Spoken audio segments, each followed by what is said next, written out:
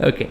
Hello everyone, welcome to the class. This is your educator CA Prakash Rai, and today we're going to start a very interesting chapter called Profits and Gains from Business or Profession. अब देखो दोस्त, कानून बनाने वालों ने भी क्या कानून बनाया है मैं क्या बताऊं बेटा। बहुत ही सुंदर, वेरी ब्यूटीफुल लॉ। इसमें तरह तरह का दिमाग लगाया गया लोगों के द्वारा कि कैसे कैसे अपन लोगों को कंफ्यूज कर सकते हैं, कैसे कैसे अपन लॉ में लूप होल निकाल के अपनी पूरी की पूरी इनकम ही टैक्स से बचा लें। लोगों ने बहुत दिमाग लगाया और profits and gains from business और प्रोफेशन बनाने के लिए सबसे ज़्यादा स्ट्रगल भी करना पड़ा लॉ मेकर्स को। रीज़न क्या है कि आपने अभी तक जितने भी हेड्स ऑफ इनकम पढ़े हैं और आगे भी जो पढ़ने वाले हैं उन सबका स्कोप ना थोड़ा लिमिटेड है। जैसे सैलरी इनकम किसको कवर करता है? सिर्फ सैलरीड एम्प्लॉयज़ को, और उनके हाथ में कुछ होता भी नहीं है। जो एम्प्लॉयर ने सैलरी दी वही उसने टीडीएस काट के गवर्नमेंट को बता दिया, वही हिसाब आपको गवर्नमेंट को देना है। कोई बहुत ज़्यादा स्कोप नहीं है ज़्यादा हंसी खेल मजाक करने का। हाउस प्रॉपर्टी के लॉज भी बड़े टाइट है। बिल्डिंग है, हाउस प्रॉपर्टी है, उसको बिजनेस में यूज़ नहीं कर रहे हो तो जो भी इनकम उससे आ रही सब इनकम फ्रॉम हाउस प्रॉपर्टी है। उसके बड़े स्पेसिफिक लॉज हैं, वो सिर्फ हाउस प्रॉपर्टी पर अप्लाई होता है। लेकिन जब आप आते हैं profits and gains from business और प्रोफेशन पे, तो ये अपने में बड़ा ब्रॉड, नाम ही बड़ा ब्रॉड है। इसका जो बेसिस ऑफ चार्ज है, किसी भी हेड ऑफ इनकम का जो बेसिस ऑफ चार्ज होता है, उसका मतलब क्या होता है कि this is the backbone of this whole head. मतलब इस हेड ऑफ इनकम में क्या क्या आएगा, क्या क्या नहीं आएगा, ये हमें सिर्फ और सिर्फ इस सेक्शन से पता चलेगा, बेसिस ऑफ चार्ज के सेक्शन से। तो हम जो बात कह रहे थे ना कि ये हेड ऑफ इनकम बड़ा ग्रैंड है, बड़ा बहुत क्या क्या वर्ड यूज़ करते हैं उसके लिए, एक्सपेंसिव है, मतलब ज़्यादा से ज़्यादा एरिया कवर करता है।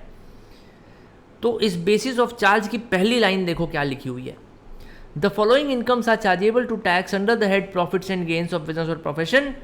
और पहली हेडिंग क्या है देखो, profits and gains of any business और प्रोफेशन। जो नाम था उसी को सीधे सीधे इसने बोल दिया कि भैया ये तो सारी इनकम जो है इसको हम कवर करेंगे ही करेंगे। पीजीबीपी हेड बनाने के पीछे हमारा तो मकसद ही यही था कि प्रॉफिट्स और gains from business and profession को हम कवर करें। लेकिन देखो, मामला इतना सिंपल नहीं था। अगर कानून बनाना इतना आसान ही होता कि भाई कौन सी इनकम पे टैक्स लगाना है, अरे वो बिजनेस करते हैं ना, उसमें जो भी प्रॉफिट हो उस पर टैक्स लगा दो, तो सिंपल एक लॉ लिख दिया, जो भी प्रॉफिट एंड गेन्स हुए बिजनेस और प्रोफेशन पे उस पर इनकम टैक्स देना पड़ेगा। अगर मामला इतना सिंपल होता तो पता है क्या होता?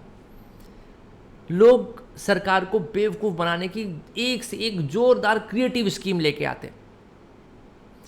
मैं आपको जो पहला एग्जांपल दे रहा हूँ क्रिएटिव स्कीम का, वही हमारा अगला पॉइंट भी है। मान लो कि कोई एजेंट है, LIC ज्वाइन कर लिया। मान लो LIC का एग्जांपल तो सब लोग समझ जाओगे, सबके घर में या रिश्तेदारों में या फ्रेंड्स में कोई ना कोई तो LIC का एजेंट होगा ही। और ये LIC नहीं तो कोई मैक्स लाइफ, कोटक या इस तरह की कंपनीज का तो ज़रूर होगा। तो ये लोग क्या करती हैं, ये कंपनी अपने लिए एजेंट अपॉइंट करती है।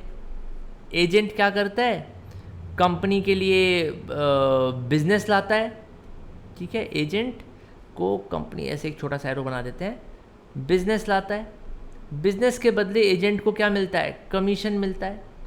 यस, जैसे इंश्योरेंस का एग्जांपल लें तो एजेंट्स का काम होता है कि घर घर जाके लोगों को इंश्योरेंस की इंपॉर्टेंस समझाओ, इंश्योरेंस स्कीम्स के बारे में बताओ, और उन्हें ये बताओ कि कैसे बाकी कंपनियों की स्कीम्स से हमारी स्कीम बहुत अच्छी है और आपके ऊपर बिल्कुल फिट बैठती है। इतना समझा के उसे हमारे पास ले आओ और उसका चेक कटवा के हमारे नाम पे हमारे बॉक्स में डाल दो। जब कंपनी को पैसे मिल जाते हैं, प्रीमियम मिलता है, तुरंत प्रीमियम मिलने के 3 दिन 4 दिन बाद कमीशन मिल जाती है एजेंट को। करेक्ट? तो कमीशन, अगर एजेंट कंपनी को बिजनेस दे रहा है, उसके बदले उसको कमीशन मिल रहा है, तो क्या वो कमीशन इस profits and gains of any business और प्रोफेशन में कवर हो जाएगा कि नहीं? एजेंट ने कंपनी को बिजनेस दिया, कंपनी ने एजेंट को कमीशन दी, ये कहां कवर हो जाएगा? Profits and gains of any business और प्रोफेशन। बड़ी अच्छी बात है। लेकिन मान लो कि कंपनी और एजेंट के बीच में एक कॉन्ट्रैक्ट था, वो रहता ही है हमेशा, एक कॉन्ट्रैक्ट साइन होता है, उसमें कई सारी टर्म्स एंड कंडीशंस होती हैं। तो टर्म्स एंड कंडीशंस ये होती हैं कि कंपनी एजेंट को तब तक पैसे देती रहेगी जब तक एजेंट बिजनेस लाता रहेगा। अब मान लो मान लो मार्केट में रिसेशन आ गया, एजेंट ने फिर भी बिजनेस ला के दिया, लेकिन कंपनी क्या कर रही है, बिजनेस ही बंद करना चाहती है। वो सोच रही है यार ये फालतू का हेडेक लेके क्या करें। तो कंपनी क्या करेगी, एजेंट को बोलेगी भैया बिजनेस मत लाओ, मैं अब कमीशन नहीं देना चाहता, मैं ये काम ही नहीं करना चाहता, मैं तो बंद कर रहा हूँ। एजेंट बोलेगा भाई ये तो मेरे कॉन्ट्रैक्ट का उल्लंघन है, आपने मेरे साथ जो कॉन्ट्रैक्ट करा था, जो अग्रीमेंट साइन करा था, आपने उसको तोड़ दिया है। आपने बोला था मैं जितनी बार काम लेके आऊँगा आप उतनी बार मुझे कमीशन दोगे, अब मैं काम लेके आया हूँ, आप नहीं करना चाहते, ये आपकी कमी है, मेरी कमी नहीं है, मुझे इसके बदले क्या चाहिए, कॉम्पनसेशन चाहिए। आपने मेरी एजेंसी टर्मिनेट करी, एजेंसी टर्मिनेट करने का मतलब मुझे एज ए एजेंट आप हटा रहे हो अब, तो आपको कॉम्पनसेशन देना पड़ेगा मुझे। तो वो कंपनी कॉम्पनसेशन देती है एजेंट को। एजेंट लोग क्या कर रहे थे कि इस तरह के जो कॉम्पनसेशंस मिल रहे थे, सिर्फ ऐसे ही नहीं, कॉम्पनसेशन और भी कई तरीके के होते हैं। अब भाई मान लो कंपनी ने, कई एजेंट्स को कंपनी बोलती है ना कि हम मिनिमम सैलरी आपको इतना देंगे, इतने साल तो कम से कम रखेंगे आपको, और फिर बाद में एजेंट बिजनेस नहीं देता तो वो बोलती है कि नहीं अब देखो हमको बहुत महंगा पड़ रहा है यार, तुम थोड़ा सा कंपनसेशन ले लो और चले जाओ। तो ये बड़ी रेगुलर चीज़ है कंपनसेशन मिलना एजेंट्स को। एजेंट लोग क्या कर रहे थे, इसको इनकम टैक्स में रिपोर्ट नहीं कर रहे थे। उनका कहना था, एजेंट लोग का कहना था कि भाई ये मेरी बिजनेस इनकम थोड़ी है।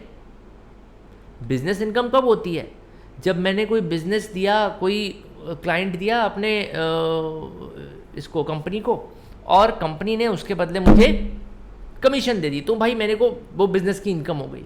वो रिपोर्ट ही नहीं कर रहे थे। उनको पकड़ने के लिए अगला पॉइंट डालना पड़ा लॉ मेकर्स को कि any compensation received, let me turn it to yellow again, any compensation received by a person holding an agency in connection with termination of agency, उसकी एजेंसी ख़त्म हो रही है इसलिए उसे दिया जा रहा है compensation, termination of agency, और the modification of any terms and conditions relating thereto। modification of terms and conditions का मतलब क्या हुआ कि मान लो कंपनी ने एजेंट को बोला था कि भैया ये प्रोडक्ट मेरा सेल करो तो मैं हम 20% कमीशन देंगे, जितना पैसा लाओगे 20% तुम्हारा। लेकिन कल को क्या हुआ कि उस प्रोडक्ट में प्रॉफिट की मार्जिन घट गई, तो कंपनी ने बोला कि भैया अब हम 20% आपको नहीं दे पाएंगे, अब हम आपको 5% दे सकते हैं मैक्सिमम। तो ये modification of terms and conditions हो गई। तो एजेंट बोलेगा मेरे को इसके लिए कॉम्पनसेशन चाहिए, तो कुछ एक लम सम डिसाइड होगा कि हाँ भैया ये लो 5 लाख 10 लाख ले लो, और ये कॉम्पनसेशन के बदले आप अपना जो एग्रीमेंट का क्लॉज है मुझे ओवरराइड करने दो, हमें एक नया एग्रीमेंट साइन करने दो जिसमें मैं आपका रेट कम कर दूंगा। ये बात समझ में आई? इनकम टैक्स ऑफिसर्स का कहना था कि भाई सिर्फ कमीशन ही तुम्हारी इनकम नहीं है, कमीशन ही तुम्हारी बिजनेस इनकम नहीं है, ये जो पैसे तुम्हें मिल रहे हैं टर्मिनेशन ऑफ एजेंसी के या modification of terms and conditions के, ये भी किस लिए मिल रहे हैं, क्योंकि तुम उस बिजनेस में हो, उस बिजनेस की बदौलत ही तुम्हें ये पैसा मिल रहा है। Therefore that compensation received shall also be taxable under the head profits and gains of any business और profession, profits and gains from business और प्रोफेशन। अरे यार सॉरी, मेरा एक रिकॉर्डिंग का कैमरा थोड़ा गड़बड़ हो गया है, just give me 1 second to adjust it. I think कहीं से थोड़ा हिल गया ये। चलो तो कहाँ थे हम? Any compensation received by a person holding an agency with in connection with termination of agency, या तो एजेंसी खत्म होने पे कंपनसेशन मिला है, या एजेंसी की कोई टर्म्स एंड कंडीशंस मॉडिफाई हुई हैं तो कंपनसेशन मिला है, उसको भी इनकम टैक्स एक्ट कहता है कि हाँ भाई ये भी तुम्हारे बिजनेस की वजह से ही इनकम है। और ऐसा ही एक पैरेलल कॉन्सेप्ट मैं तुम्हें याद दिलाना चाहता हूँ कि इनकम टैक्स डिपार्टमेंट ने सैलरी हेड पे भी लगाया था। तुम्हें याद है जब कोई बंदा रिटायर हो जाता था, वो अब काम नहीं कर रहा है, अब उसके और उसके प्रीवियस एम्प्लॉयर के बीच में एम्प्लॉयर एम्प्लॉय रिलेशनशिप नहीं रहा, लेकिन फिर भी उसका प्रीवियस एम्प्लॉयर जब उसको पैसे देता था तो वो पेंशन सैलरी हेड में ही टैक्सेबल होती थी। क्यों? क्योंकि वो पेंशन उसको उसके एम्प्लॉयमेंट की वजह से मिली। Same concept applies here too कि आप एक एजेंट थे, आप जब तक एजेंट की तरह काम कर रहे थे आपको कमीशन मिल रही थी, वो आपका पीजीबीपी था, प्रॉफिट्स और gains from business and profession. और जब आपने एजेंसी छोड़ दी, टर्मिनेशन ऑफ एजेंसी के लिए भी अगर आपको कोई कॉम्पनसेशन मिल रहा है या modification of terms and condition के लिए कोई कॉम्पनसेशन मिल रहा है, तो वो भी आपको इसीलिए मिल रहा है क्योंकि वो आपका बिजनेस था, आपके बिजनेस की वजह से मिल रहा है। अगर बिजनेस की वजह से कोई पैसा मिल रहा है तो वो पीजीबीपी में फुल्ली टैक्सेबल होगा। बोलो भाई, सब लोग कंफर्टेबल? थम्स अप दे सकते हो आप? ये दोनों पॉइंट्स क्लियर हैं सबको? ऐसे बहुत पॉइंट आएंगे अभी। सिर्फ एजेंट ही वो नहीं थे चालाक लोग जिन्होंने कानून में लूप होल ढूंढा, एक एक करके लोग लूप होल ढूंढते गए और सरकार उन लूप होल्स को प्लग करती गई एक एक पॉइंट डाल के बेसिस ऑफ चार्ज में। Can you move to the next page now? चलो नेक्स्ट पेज पे चलते हैं। एनी कॉम्पनसेशन, देखो सुनने में पिछले वाले जैसा ही लग रहा है, पिछले वाले जैसा ही है। Any compensation received or receivable whether revenue और कैपिटल। रेवेन्यू और कैपिटल का डिफरेंस समझते हो तुम लोग? जैसे फॉर एग्जाम्पल मैंने अपने कपड़े लॉन्ड्री में दिए, ठीक है, बिजनेस का सूट दिया लॉन्ड्री में, बिजनेस एक्सपेंस में उसको क्लेम किया, और वो सूट जब लॉन्ड्री में दिया तो उसने मेरा सूट खराब कर दिया। मैंने उससे बोला मेरे को कॉम्पनसेशन चाहिए। तो ये कॉम्पनसेशन कैसा है? बहुत छोटा सा अमाउंट है, सूट खड़ा क्या कुछ देगा, 5-10 हज़ार रुपये दे देगा और क्या दे देगा। रेवेन्यू नेचर का है ये, यस, ये ट्रांजैक्शन हो गया रेवेन्यू नेचर का। कैपिटल नेचर का कॉम्पनसेशन क्या हो सकता है? एक बहुत बड़ी कंपनी मेरे पास आई, उसने बोला कि सर आप ना बहुत अच्छा काम कर रहे हो, ऐसा करो मेरे ब्रांड को अपने साथ जोड़ दो, आप जहाँ भी अपने ऑडिट रिपोर्ट्स दो या जो भी प्रेजेंटेशन दो सब जगह मेरे ब्रांड के साथ उसको प्रेजेंट करो, और जितनी भी फाइल्स, मतलब बेसिकली आपकी हर फाइल पे मेरा लोगो लगा रहेगा, साथ में हमारे प्रोडक्ट का लोगो लगा रहेगा, और जितनी भी फाइल्स पे मतलब जितनी भी फाइल्स आप दोगे बाहर क्लाइंट्स को, उतने पे मैं आपको कुछ सर्टेन अमाउंट ऑफ मनी दूंगा। Let's say I will give you 500 rupees for every folder of yours that goes out in the market with my logo on it. बाद में कंपनी को लगा कि यार ये तो जो फाइल देते हैं कोई देखता ही नहीं है, वो तो फाइल के अंदर का सामान सब लोग देखते हैं, बाहर का कवर तो उठा के वो लोग फेंक देते हैं और अपनी घर की फाइल में लगा देते हैं। तो कंपनी को लगा नहीं यार ये तो अच्छा धंधा नहीं है। कंपनी ने बोला कि नहीं अब हम टर्मिनेट करेंगे ये कॉन्ट्रैक्ट। मैंने बोला भाई साहब मैंने 50,000 फाइल्स मार्केट में निकाली हैं, 50,000 फाइल्स पे 500 रुपये के हिसाब से कितना होता है खुद ही जोड़ लो, 5 5 25 और 6 0 और, मतलब 2,50,00,000 रुपए। अगर आप मुझे 2,50,00,000 रुपए नहीं दोगे तो हम आपके ऊपर केस कर देंगे कि आपने कॉन्ट्रैक्ट ब्रेक करा है। अब ये जो 2,50,00,000 रुपए मुझे मिल रहे हैं ये क्या नेचर का हो गया? कैपिटल नेचर का हो गया। Not just because of the size but because ये साल में वैसे भी एक बार ही मिलने वाला था, वो एनुअल कॉन्ट्रैक्ट था ना, साल में एक बार ही मिलने वाली चीज़ थी, या 2 साल 5 साल में एक बार मिलने वाली चीज़ है, उसकी वजह से अगर इनकम हो गई तो पीजीबीपी हेड में साफ साफ लिखा है कि वो रेवेन्यू इनकम है, वो कंपनसेशन जो है वो रेवेन्यू के नेचर की है या कैपिटल के नेचर की है, इससे हमें फ़र्क नहीं पड़ेगा। हमें किस बात से फ़र्क पड़ेगा कि वो कॉम्पनसेशन है। कंपनसेशन किस चीज़ की है? Same logic, termination of any contract or modifications of terms and conditions of any contract. कैसा कॉन्ट्रैक्ट? कैसा भी बिजनेस का कॉन्ट्रैक्ट हो, आपके बिजनेस से रिलेटेड जैसा भी कॉन्ट्रैक्ट हो। जैसे किसी बिल्डर ने कॉन्ट्रैक्ट साइन करा अपने सारे होम बायर्स के साथ कि हम 3 साल में आपको आपका सुंदर सा घर बना के दे देंगे, पर वो 3 साल में नहीं दे पाया, उसको जो कॉम्पनसेशन देनी पड़ी वो बिल्डर, वो जो होम ओनर है उसके हैंड्स में कैपिटल नेचर की इनकम बन गई।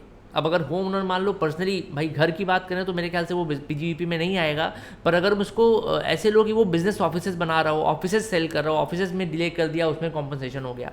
या फिर आप दूसरे पॉइंट ऑफ व्यू से देखो, बायर के पॉइंट ऑफ व्यू से देखो कि भाई हमने अपना एक बहुत बड़ा ऑफिस खरीदा और एक बहुत बड़े से कॉम्प्लेक्स में, वो भी अंडर कंस्ट्रक्शन था और 6 महीने के अंदर डिलीवरी थी। 6 महीने के अंदर डिलीवरी के बेसिस पे हमने सारे बिजनेस प्लान्स बनाए, पर वो डिलीवरी नहीं कर पाया 6 महीने के अंदर, तो वो हमें कॉम्पनसेशन दे रहा है। अब वो कॉम्पनसेशन कौन से नेचर की है? कैपिटल नेचर की है, क्योंकि वो हमारे एक कैपिटल एसेट के अगेंस्ट मिल रही है। लेकिन पीजीबीपी हेड में वो भी टैक्सेबल होगी उसी साल के income profit and loss account में। समझ में आया ये पॉइंट कितना इंपॉर्टेंट है? वैसे तो बड़ी सिंपल सी बात लग रही है, अरे हाँ कंपनसेशन मिला अगर बिजनेस से रिलेटेड तो हम उसको टैक्सेबल कर लेंगे पीजीबीपी के हेड में। लेकिन जब प्रैक्टिकल रियलिटी देखोगे ना, जब तुम एक्चुअली अकाउंटेंट बन के या सीएम में बन के, कॉस्ट अकाउंटेंट बन के जब तुम निकलोगे बाहर फील्ड में और अकाउंट्स देखने लगोगे, तो इस तरह का ट्रांजैक्शन आएगा तो एक बार को तुम्हारे मन में कन्फ्यूजन आ जाएगा कि अरे यार ये कैसे टैक्सेबल हो जाएगी इनकम 1 साल के अंदर, ये तो भाई कैपिटल नेचर की है, इसको 5 साल में डिवाइड करो, ये करो वो करो। तो इनकम टैक्स एक्ट ने साफ साफ कह दिया कि भैया तुम अपने मन में ये सब आइडियाज़ मत ले आओ, तुमको जिस साल कॉम्पनसेशन मिली है, चाहे वो कैपिटल नेचर की हो चाहे वो रेवेन्यू नेचर की हो, वो हमेशा पीजीबीपी में टैक्सेबल होगी अनलेस एंड अनटिल वो तुम्हारे बिजनेस कॉन्ट्रैक्ट्स के टर्मिनेशन या मॉडिफिकेशन की वजह से मिली है तो। Done? Is this point clear to everybody? Give me a thumbs up, use the chat box.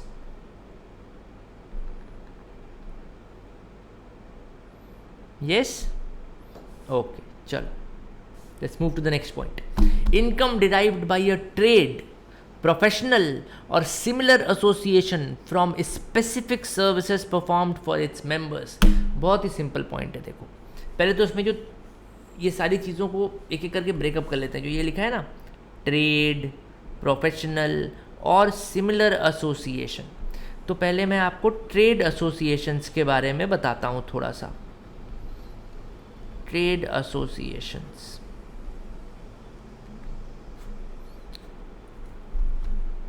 आपके शहर में भी कई सारे मार्केट्स होंगे, है ना, जहाँ पे तुम बहुत सारी शॉप्स हैं एक साथ, कुछ झूले वूले लगे हैं, बच्चे जा रहे हैं।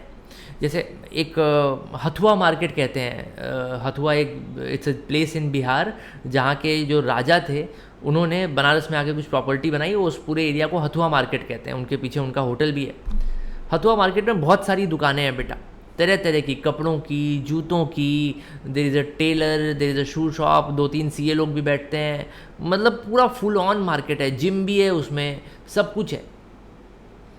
उस मार्केट के सारे व्यापारियों ने मिलके एक एसोसिएशन बनाया हुआ है, हथुआ मार्केट व्यापारी संघ करके, ऐसे करके कुछ, that this market trade association. तो इस तरह की ट्रेड एसोसिएशंस क्या होती हैं कि बहुत सारे कोई एक सिमिलर ट्रेड में लोग हैं, वो सारे मिलके अपना एक एसोसिएशन बनाते हैं। रीज़न क्या कि भाई हमारा इंटरेस्ट पॉलिटिकली कैसे हम रिप्रेजेंट कर सकें। अगर मान लो आप दुकान चला रहे हो और आपको प्रॉब्लम क्या है कि भाई मेरे दुकान के बाहर जो है वो खुला नाला है, उसमें से बड़ी स्मेल आती है और बड़ा गंदा लगता है देखने में, it's not very safe, it's not very hygienic. आप नगर निगम को as a single individual complain करने चले जाओ, नगर निगम आपकी बात को इग्नोर कर देगा, अरे ठीक है कोई आया था, हाँ चलो चलो चलो कल आना, 1 हफ्ते बाद आइएगा, 1 हफ्ते बाद बुलाएगा आपको।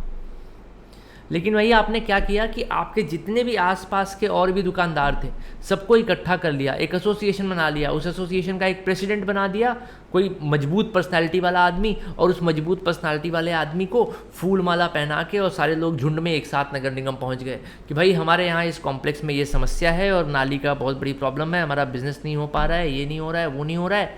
जब 20 लोग पहुँच जाएंगे नगर निगम में तो फिर तुम्हारा काम तुरंत हो जाएगा झट से।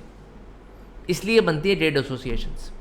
और भी बहुत सारी चीज़ें हैं, जैसे मान लीजिए कि मैं तो छोटी एसोसिएशन का एग्जांपल दे रहा हूँ आपको, बहुत बड़ी बड़ी एसोसिएशंस है। फिक्की का नाम आपने सुना होगा, फेडरेशन ऑफ कुछ इंडियन चैम्बर ऑफ कॉमर्स करके कुछ है, मेरे को भी ध्यान नहीं आ रहा है उसका फुल फॉर्म क्या है, मुझे पता होना चाहिए, मतलब there was a time when I knew, but अभी नहीं, बिल्कुल क्लिक नहीं कर रहा है। इस तरह से और भी बहुत बड़ी बड़ी हैं, मतलब उनकी करोड़ों करोड़ों की प्रॉपर्टीज़ हैं और अरबों अरबों के काम होते हैं, उनकी मेंबरशिप फीस बहुत ज़्यादा आती है बड़ी बड़ी। तो ये ट्रेड एसोसिएशंस जो होती हैं क्या करती हैं, इनका काम है कि जितने भी मेंबर्स हैं हमारे, इनके कॉमन इंटरेस्ट की बात करना। ट्रेड एसोसिएशंस हमेशा नॉट फॉर प्रॉफिट होती हैं, प्रॉफिट कमाना उसका बेनिफिट नहीं होता, कोई बिजनेस नहीं हो रहा होता ट्रेड एसोसिएशंस में। ट्रेड एसोसिएशन में क्या होता है, सारे मेंबर्स अपने मेंबरशिप फीस देंगे, उससे क्या होगा, इलेक्शन कंडक्ट कराया जाएगा, सारे लोग वोट डालेंगे, कोई जीतेगा उसे माला पहनाएंगे, दिवाली में पार्टी करेंगे, होली में पार्टी करेंगे। सिमिलरली प्रोफेशनल एसोसिएशंस का एग्जांपल मैं आपको दे दूं, institute of chartered accountants of India जिसका मैं मेंबर हूँ, institute of cost and management accountants of India जिसके आप मेंबर बनने वाले हो बहुत जल्दी। हम लोग के जो इंस्टीट्यूट हैं ये भी एक प्रोफेशनल एसोसिएशन है जो सारे मेंबर्स के भले के लिए काम करते हैं, सारे नॉट फॉर प्रॉफिट है। और सिमिलर एसोसिएशन, ट्रेड, प्रोफेशनल और सिमिलर, कोई मान लो थोड़ा बहुत वैरायटी भी लेके आ जाए इसमें, तो उसको कवर करने के लिए इन्होंने एक वर्ड डाल दिया सिमिलर एसोसिएशन। पर बेसिकली ये जो पॉइंट है ये सिर्फ ट्रेड और प्रोफेशनल एसोसिएशंस के लिए ही है। क्या होता है कि इस तरह की ट्रेड और प्रोफेशनल एसोसिएशंस कई बार अपने मेंबर्स के लिए स्पेसिफिक सर्विसेज भी प्रोवाइड करती हैं। इसका क्या मतलब हो गया सर, स्पेसिफिक सर्विसेज मेंबर्स के लिए? ट्रेड एसोसिएशंस बेटा दो तरीके के काम करती हैं। एक तो general service for all the members, ठीक है, जैसे फॉर एग्जांपल कहीं धरना प्रदर्शन करना हुआ, कोई मंत्री जी आ रहे हैं, उनके सामने अपना रिप्रेजेंटेशन लेके जाना है, तो पूरा वो मसौदा तैयार होगा, इकोनॉमिस्ट को हायर किया जाएगा, किसी अच्छे इंग्लिश लिखने वाले को हायर किया जाएगा, पूरा प्रोफेशनल राइटिंग होगी, सब कुछ होगा, सारे खर्चे, ये सब क्या हो जाएगा, ये सब जनरल सर्विसेज हैं, सारे मेंबर्स के लिए हैं। मगर मान लो कोई एसोसिएशन है जिसने क्या किया हुआ, एक हॉल बनवाया हुआ अपना कॉमन कम्युनिटी हॉल, उसमें मीटिंग करते हैं वो लोग। अब किसी एक स्पेसिफिक मेंबर के घर में शादी पड़ी, शादी के लिए उसने बड़ा ढूंढा, वेन्यू नहीं मिला, तो वो अपने ट्रेड एसोसिएशन के पास गया, उनसे बोला कि सर आपका हॉल खाली पड़ा है, क्या मैं इस डेट पे मेरी घर पे शादी पड़ी है, क्या मैं उस हॉल को यूज़ कर सकता हूँ, एक छोटा सा मेरे को इवेंट करवाना है, छोटा सा फंक्शन करवाना है एक। तो ट्रेड एसोसिएशन ने बोला ठीक है, खाली पड़ा है, आप मेंबर हैं, बिल्कुल आप इस्तेमाल करिए। उसके बदले ट्रेड एसोसिएशन क्या उस मेंबर से पैसे लेगी? ज़रूर लेगी। स्टक हो रहा है? ओके, अभी क्या बोलूँ फिर यार, मेरे साइड से तो सब ठीक ही लग रहा है, मेरी तो प्रॉब्लम ही अलग है, मेरा कैमरा ही बीच में हिल जा रहा है बाकी तो सब ठीक है। Let me check, internet is connected, everything feels good.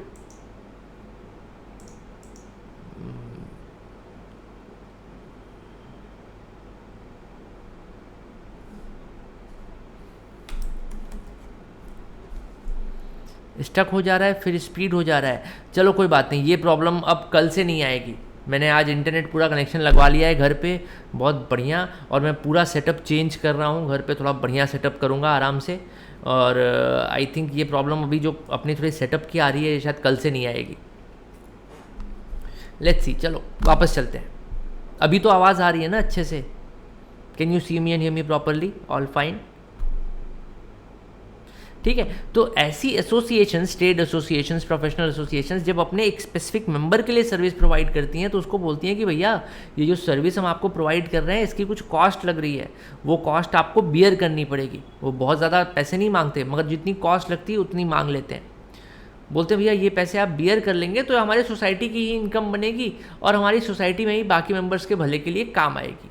तो अगर किसी ट्रेड या प्रोफेशनल या सिमिलर एसोसिएशन ने कोई स्पेसिफिक सर्विस दी अपने मेंबर्स को, तो उसकी जो भी फीस लेगा, जो भी इनकम डिराइव करेगा, वो पूरी की पूरी इनकम पीजीबीपी में टैक्सेबल है। आप ये नहीं कह सकते कि ट्रेड और प्रोफेशनल एसोसिएशन जो है वो बिज़नेस नहीं कर रही है, ये सिर्फ कॉस्ट ले रही है।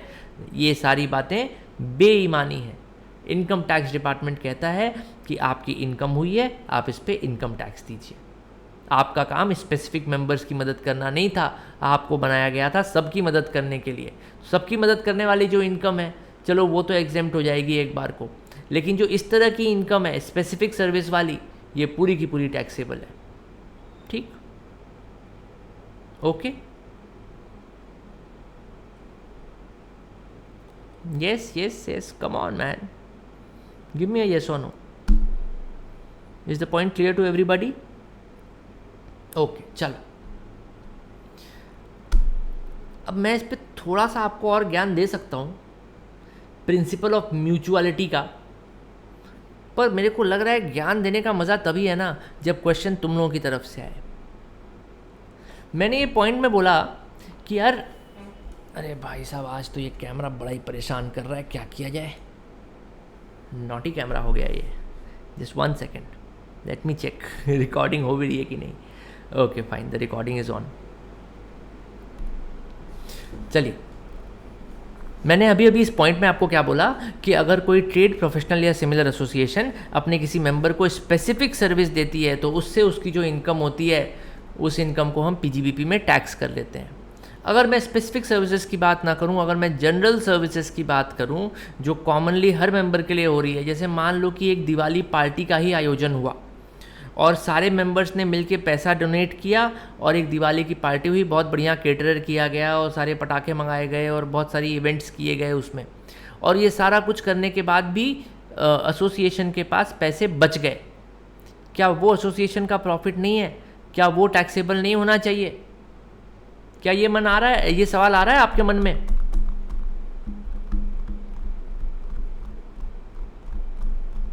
बोलो भाई, सवाल आ रहा है तो ही मैं इस पर एक्सप्लेन करूँ, तो टाइम क्यों वेस्ट करना भाई। यस, मैंने स्पेसिफिक सर्विसेज का तो टैक्सेशन बता दिया आपको, जनरल सर्विसेज का नहीं बताया। बेटा जनरल सर्विसेज जो है ना, बड़ी कमाल की बात है उनके बारे में। एक जनरल सर्विसेज के बारे में कमाल की बात यह है बेटा कि they work on the principle of mutuality, principle of mutuality. आपने इसको बिल्कुल इनकम टैक्स के बेसिक्स का चैप्टर करते समय ये कॉन्सेप्ट शायद एक बार सुना हो। इसका मतलब ये होता है कि ये राजू, श्याम, ये बाबू भैया, इन तीनों ने मिलके एक जगह पे अपने सारे पैसे रख दिए, ठीक है, कुछ अपना नोट की गड्डियाँ ऐसा रेक्टेंगल में इमेजिन कर लो, बहुत सारे पैसे रखे। श्याम, राजू और बाबू भाई ने अपने सारे पैसे एक जगह रख दिए और फिर इस पैसे से डिसाइड हुआ कि क्या होगी, पार्टी, ठीक है। ये पार्टी करने के बाद जो पैसे बच गए, funds available after all expense, after all expense, क्या होगा इसका? ये पैसे वापस पता है क्या होंगे? ये डिस्ट्रीब्यूट हो जाएंगे मेंबर्स में, सारे के सारे पैसे डिस्ट्रीब्यूट हो जाएंगे मेंबर्स में वापस। यानी कि ये जो भी ट्रांजैक्शन हुआ ये इन्होंने अपने ही पैसे अपने ही ऊपर खर्चा करे। क्या इसमें किसी की इनकम हुई? किसी की इनकम नहीं हुई। ये म्यूचुअल बेनिफिट के लिए पैसा इकट्ठा हुआ था, म्यूचुअल बेनिफिट में पूरा का पूरा खर्चा हो गया। इसलिए इस तरह के एक्सपेंस जो हैं वो कभी भी प्रॉफिट्स और gains from business and profession में नहीं आते। अगर ऐसा होता कि भाई पार्टी के बाद जितने भी पैसे बचे अब वो सारे के सारे किसके पैसे हो जाएंगे? वो ट्रस्ट के पैसे हो जाएंगे, हमारा कोई क्लेम नहीं रहेगा। ऐसा नहीं होता है। जो एक्स्ट्रा पैसे बचते हैं वो सस्पेंस एक अलग से एक अकाउंट डाल के उसमें पड़े रहते हैं कि भैया इनको वापस करना है, इन्होंने डोनेशन दिया था तो जिनके एक्स्ट्रा पैसे बचे उसी रेशियो में हमें सबको वापस करना है। तो वो जब कभी पैसा बना ही नहीं एसोसिएशन का तो उस पर इनकम टैक्स कैसे लग सकता है? इस लॉजिक से कभी भी जेनेरिक सर्विसेज जो सारे मेंबर्स के लिए दी जाती हैं उन पे टैक्स नहीं लगता, लेकिन अगर किसी एक मेंबर को स्पेसिफिक सर्विस दी और उससे कोई इनकम डिराइव हो गई तो वो पीजीबीपी में टैक्सेबल हो जाएगी। ये चीज़ clear? Yes, is the topic clear to everybody? Okay, आइए चलते हैं पॉइंट नंबर 5 पे। Point number 5, the value of any benefit or perquisite, whether convertible into money or not, arising from business or the exercise of a profession। इसका बहुत शानदार बिल्कुल real life example है मेरे पास। हमारे एक चाचा जी हैं बेटा, जिन्होंने सीमेंट की एजेंसी ले रखी है और बहुत सीमेंट बेचते हैं। वो गांव में रहते हैं, उधर बहुत बढ़िया उनकी पकड़ है, सीमेंट ही सीमेंट भाई साहब। और इतना अच्छा सीमेंट बेचने की वजह से जिस कंपनी से उन्होंने एजेंसी ली थी उस कंपनी ने उन्हें दुबई का ट्रिप ऑफर करा। दुबई का ट्रिप ऑफर किया तो जो मेरे चाचा जी का छोटा बच्चा है, मतलब छोटा बच्चा तो नहीं बोलना चाहिए, छोटा बेटा है मेरे से थोड़ा सा इस 5-6 साल 4 साल 5 साल छोटा होगा। ही गॉट वेरी एक्साइटेड, अरे दुबई घूमने को मिलेगा, बहुत मज़े आएंगे। पर चाचा जी ने कहा कि यार क्यों पैसे बर्बाद करना, मैं ऐसा करता हूँ, बोलता हूँ कि मुझे दुबई की ट्रिप चाहिए ही नहीं, आप हमारी दुबई की ट्रिप पे 1.5 लाख रुपए खर्चा करोगे, हमें 1 लाख रुपए दे दो बस, हम उसमें खुश हैं। हमारे हाथ में पैसे आएंगे तो भाई घर के कुछ खर्चे हैं, ये कराना है वो कराना है। चाचा जी ने बोला कि यार हम पैसे ले लेंगे, और जो मेरा भाई था, कज़न था, वो कह रहा है कि नहीं नहीं मैं तो दुबई घूमने जाऊंगा, दोबारा ऐसा मौका मेरे को नहीं मिलने वाला। In both the cases income tax act कहता है भैया वो तो आपकी मर्जी, आप दुबई घूमने जाओ या उसके बदले cash flow. In both the cases the value of any benefit और परक्विजिट, चाहे वो मनी में कन्वर्टिबल हो या ना हो, अगर आपके बिजनेस या प्रोफेशन से वो बेनिफिट या परक्विजिट आपको मिल रहा है, तो फिर उस बेनिफिट या परक्विजिट की वैल्यू आपके इनकम में पीजीबीपी के हेड में टैक्सेबल हो जाएगी। यानी कि अगर चाचा जी पैसे ले लेते तो भी वो पीजीबीपी के हेड में टैक्सेबल था, जितने भी पैसे मिले वो टैक्सेबल हो गए।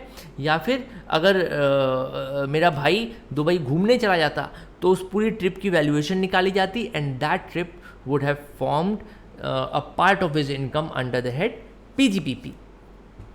Is that point clear to everybody?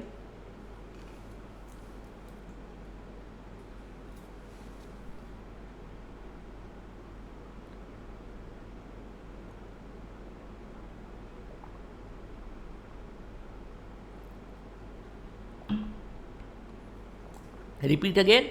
Okay, I'll repeat again with even better example. मैंने अभी आपको एक बिज़नेस का एग्जांपल दिया कि वो सीमेंट की एजेंसी है, ज़्यादा सीमेंट बेच लिया तो कंपनी ने एनकरेज करने के लिए दुबई का ट्रिप दे दिया। वो तो छोड़ ही दो, मैं प्रोफेशन का एग्जांपल देता हूँ तुम्हें। सो लेट्स से I am an auditor of a company, ठीक है, और मैं ऑडिट करने गया, बहुत बढ़िया ऑडिट किया मैंने, इतना शानदार ऑडिट किया कि बड़ी बड़ी कमियाँ निकल के आ गई अकाउंट्स में, फ्रॉड्स निकल के आने लगे, इनकम लीकेज निकल के आने लगी, टैक्स इवेजन निकल के आने लगा। तो वो जो बंदा जिसकी मैं ऑडिट कर रहा था, जिसकी ऑडिट फीस पहले से गवर्नमेंट ने सेट करके रखी है, I am not talking about a business now, let's imagine a bank. आपको पता है बैंक्स की ऑडिट कैसे होती है?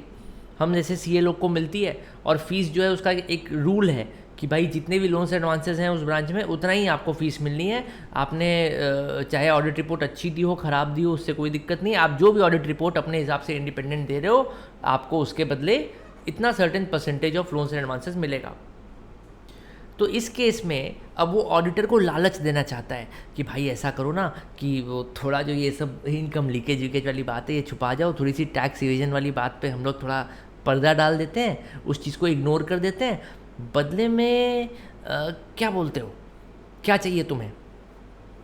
तो ऑडिटर क्या बोल रहा है? ऑडिटर बोलेगा कि तुम मुझे क्या दोगे, मेरी फ़ीस तो फिक्स है पहले से ही, तुम मेरी फ़ीस कम या ज़्यादा तो कर नहीं सकते, और मैं अगर तुमसे ज़्यादा पैसे लूँगा तो फिर ये भी मेरे अकाउंट में दिखेगा और फिर मेरी इंडिपेंडेंस ख़त्म हो जाएगी, फिर सब लोग बोलेंगे कि आपने एक्स्ट्रा पैसे लेके इनका काम कर दिया। तो वो क्लाइंट क्या बोलता है, बैंक वाला क्या बोलता है? बोलता है सर आप सब चिंता मत करिए, हम आपको कैश नहीं देंगे, हमें पता है कि आपकी नज़र जो है वो बड़ी दिन से एक नई कार लेने पे है, आप चिंता ही नहीं करो, आपकी कार वैसे भी पुरानी हो गई है, हम आपको एक नई चमचमाती हुई मर्सिडीज़ दे देंगे और ये हमारी तरफ से आपको गिफ्ट रहेगी, आपने इतना अच्छा काम किया उसके लिए। अब ये क्या हो गया, ये हमें इनकम तो भाई सेल्स तो हुई नहीं मेरी, मैं तो अपने पीएल अकाउंट में सेल्स में तो दिखाऊंगा नहीं इसको, ये तो बस ऐसे ही एक बेनिफिट है, एक परक्विजिट है, एक गिफ्ट में दिया, मुझे पर्सनली दिया, मैं अपना पर्सनल उस गाड़ी से घूम रहा हूँ, क्या दिक्कत है? तो इनकम टैक्स एक्ट कहता है कि भैया हमसे ये सब चालबाजी मत करो, तुम्हारे प्रोफेशन की वजह से तुम्हें ये गिफ्ट मिला है, तुम्हारे बिजनेस की वजह से तुम्हें ये ट्रिप मिली है, तो इनका वैल्यूएशन होगा और हम इसको इनकम टैक्स में पीजीबीपी के हेड में टैक्सेबल बना देंगे। अब समझ में आई बात? बोलो बेटा।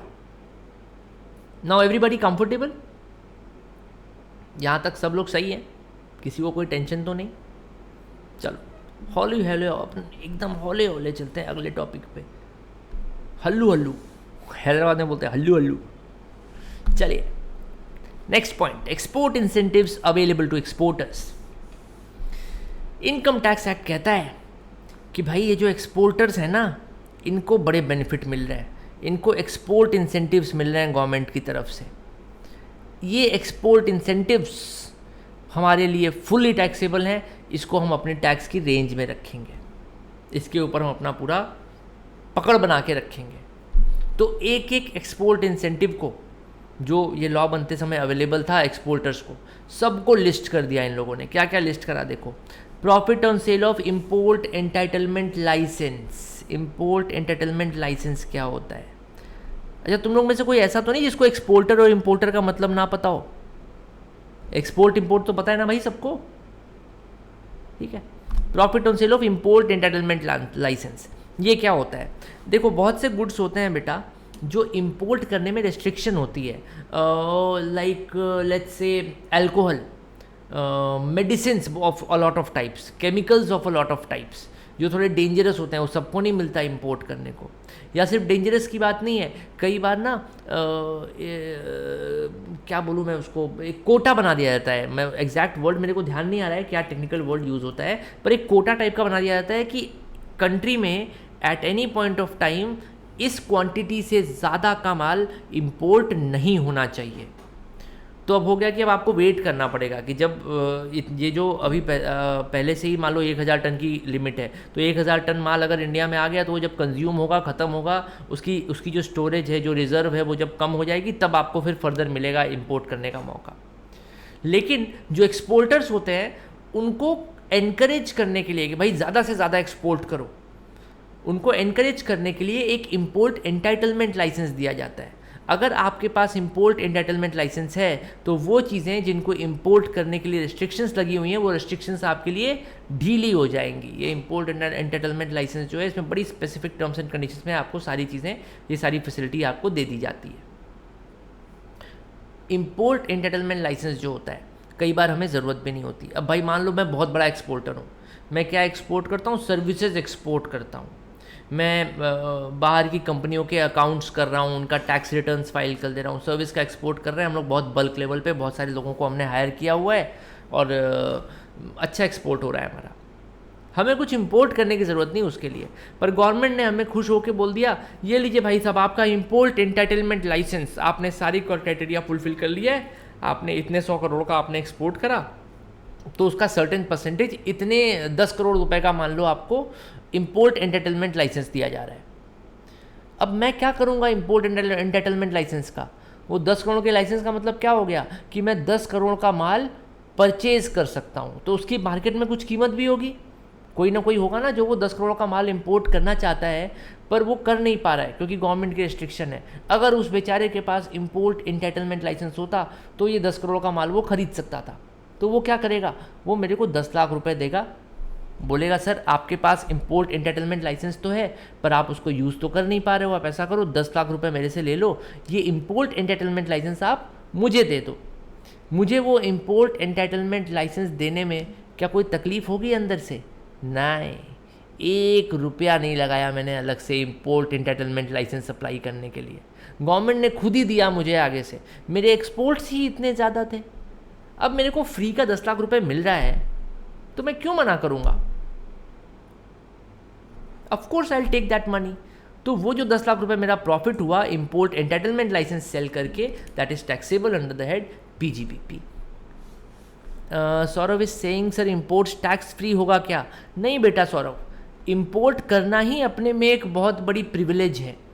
आपको हम पैसे दे के भी सामान मंगाने दे रहे हैं, ये बहुत बड़ी बात है। कई बार तो ये भी नहीं होता अलाउड।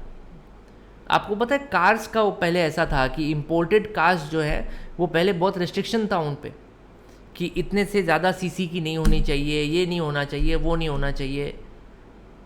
तो उस समय जो रईस लोग होते थे वो गाड़ियाँ अलग से इंपोर्ट कराते थे, पता है किस चीज़ को यूज़ करके? इंपोर्ट एंटाइटलमेंट लाइसेंस को यूज़ करके। उनके पास ये पावर है कि वो इंपोर्ट करा सकते हैं। उनको टैक्स पूरा देना पड़ेगा, हाँ पूरा देना पड़ेगा। उसकी जो प्रोडक्ट की कॉस्ट है वो देनी पड़ेगी, अरे वो तो देनी ही पड़ेगी। फ्रेट देना पड़ेगा, देना ही पड़ेगा, सारे खर्चे वैसे के वैसे होंगे, लेकिन आपको परमिशन मिल रही है इंपोर्ट करने की। You are entitled to import, that itself is a benefit. तो वो बेनिफिट को आप जितने में भी सेल करेंगे, आपका जो भी प्रॉफिट होगा, it's all taxable under the head PGBP. Oh yes, Harshad Mehta, good example.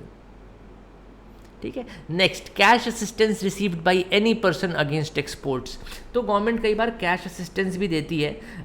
मैं इसका एक एग्जांपल दे दूं, जैसे अभी कुछ टाइम पहले ही वीवर्स के लिए गवर्नमेंट ने स्कीम लाई थी कि जो भाई गरीब बुनकर हैं, जो हथकरघा पे काम करते हैं, हैंडलूम पे काम करते हैं, उनके आर्ट को हम प्रमोट करना चाहते हैं। वो बेचारे गरीबी में जी रहे हैं, इतने अच्छे अच्छे आर्टिस्ट, हम उनको एक स्टेडी इनकम फ्लो देना चाहते हैं। तो गवर्नमेंट ने कहा कि गवर्नमेंट ने ना कई कई जगह पे हर शहर पे छोटे छोटे सेंटर्स बना दिए और उनको बोला गया क्या बोलते हैं उसको, weaver service centre, WSC। Weaver service centre क्या करता था कि सारे वीवर्स को इकट्ठा करता था, उनसे बोलता था बताओ भाई तुम्हें किस चीज़ की ज़रूरत है। वो बोलता है भाई मेरे पास मटेरियल कम है, या मैं प्रोडक्ट तो बना लेता हूँ पर उसको बेच नहीं पाता, कहाँ बेचूँ। तो ये सारे काम में WSC उनकी हेल्प करता है।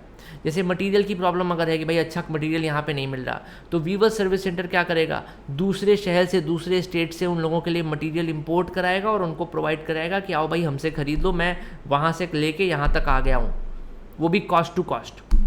फिर वीवर सर्विस सेंटर और भी काम करता है कि भाई तुमने प्रोडक्ट फाइनल बना लिया, आओ अब इसको बेचते हैं। कहाँ पे बेचोगे, तो वो एक्सपो आयोजित करता है। एक्सपो आयोजित करने का मतलब हो गया, एक्सपो को जैसे माना दिल्ली में या मुंबई में या दुबई में, अभी हाल ही में एक एक्सपो हुआ था, दुबई एक्सपो में इन लोगों ने एक स्टॉल खरीदा था, वीवर सर्विस सेंटर ने स्टॉल लिया था, जहाँ पे पूरे इंडिया भर के वीवर्स अपना अपना प्रोडक्ट लेके गए थे डिस्प्ले करने के लिए। तो अब इन लोगों ने जो एक्सपोर्ट करा, वो एक्सपोर्ट को पुश करने के लिए गवर्नमेंट ने कहा कि अगर आप सर्टेन क्वांटिटी से ज़्यादा का एक्सपोर्ट करते हैं, आपका माल बाहर बिकता है, विदेशों में पसंद किया जा रहा है, तो आपको हम certain percentage of your sales अलग से देंगे as cash assistance, sort of like a reward. क्योंकि क्या होता है, वीवर्स का काम जो है ना, वो बड़ा मैं कैसे बताऊँ, कैपिटल इंसेंटिव होता है कह सकते हो, और उनके पास ज़्यादा पैसे होते नहीं। भाई अगर मान लो 1 करोड़ का ऑर्डर आ गया किसी अच्छे वीवर को, लेकिन उसके पास पैसे नहीं है मान लो, तो वो कहाँ से खरीदेगा? 1 करोड़ का माल बनाने के लिए कम से कम नहीं तो 25-30 लाख का तो मटेरियल खरीदना पड़ेगा ना। 25-30 लाख का मटेरियल वो बेचारा कहाँ से लाएगा, भले ही इतना बड़ा ऑर्डर पड़ा है उसके पास। तो उसको कैश असिस्टेंस की ज़रूरत होती है। तो समय समय पे गवर्नमेंट अपने वीवर सर्विस सेंटर्स के थ्रू बुनकर्स को कैश असिस्टेंस देती है। ये तो वो एग्जांपल है जो मैं अपनी आंखों से देख चुका हूँ, मतलब क्योंकि I was involve in the project, और करीबन 10 प्रोजेक्ट प्रोड्यूसर कंपनीज भी हमने बनाई थी वीवर्स के लिए। तो ये तो मेरे सामने का एग्जांपल है। इस तरह से कई जगह अलग अलग फील्ड्स में एक्सपोर्टर्स को कैश असिस्टेंस मिलता है कि अगर आप एक्सपोर्ट करोगे अपना प्रोडक्ट, तो हम आपको प्रोडक्ट बनाने में भी हेल्प करेंगे, आपको कैश रिवॉर्ड भी देंगे। तो इस तरह का कोई भी कैश रिवॉर्ड मिलता है, it is taxable under the head PGBP। Why? Because it's an export incentive. Then duty drawback. Duty drawback is the most simple form of export promotion. भाई मैंने कोई गुड्स इंपोर्ट करे, ठीक है, कोई एक रॉ मटेरियल था मान लो, ठीक है, ऐसा कोई भी एक ऐसा प्रोडक्ट बना देते हैं, ऐसे लो, इसको हमने इंपोर्ट करा, इसको इंपोर्ट करा तो इस पर क्या पे करनी पड़ी हमें? इंपोर्ट ड्यूटी पे करनी पड़ी।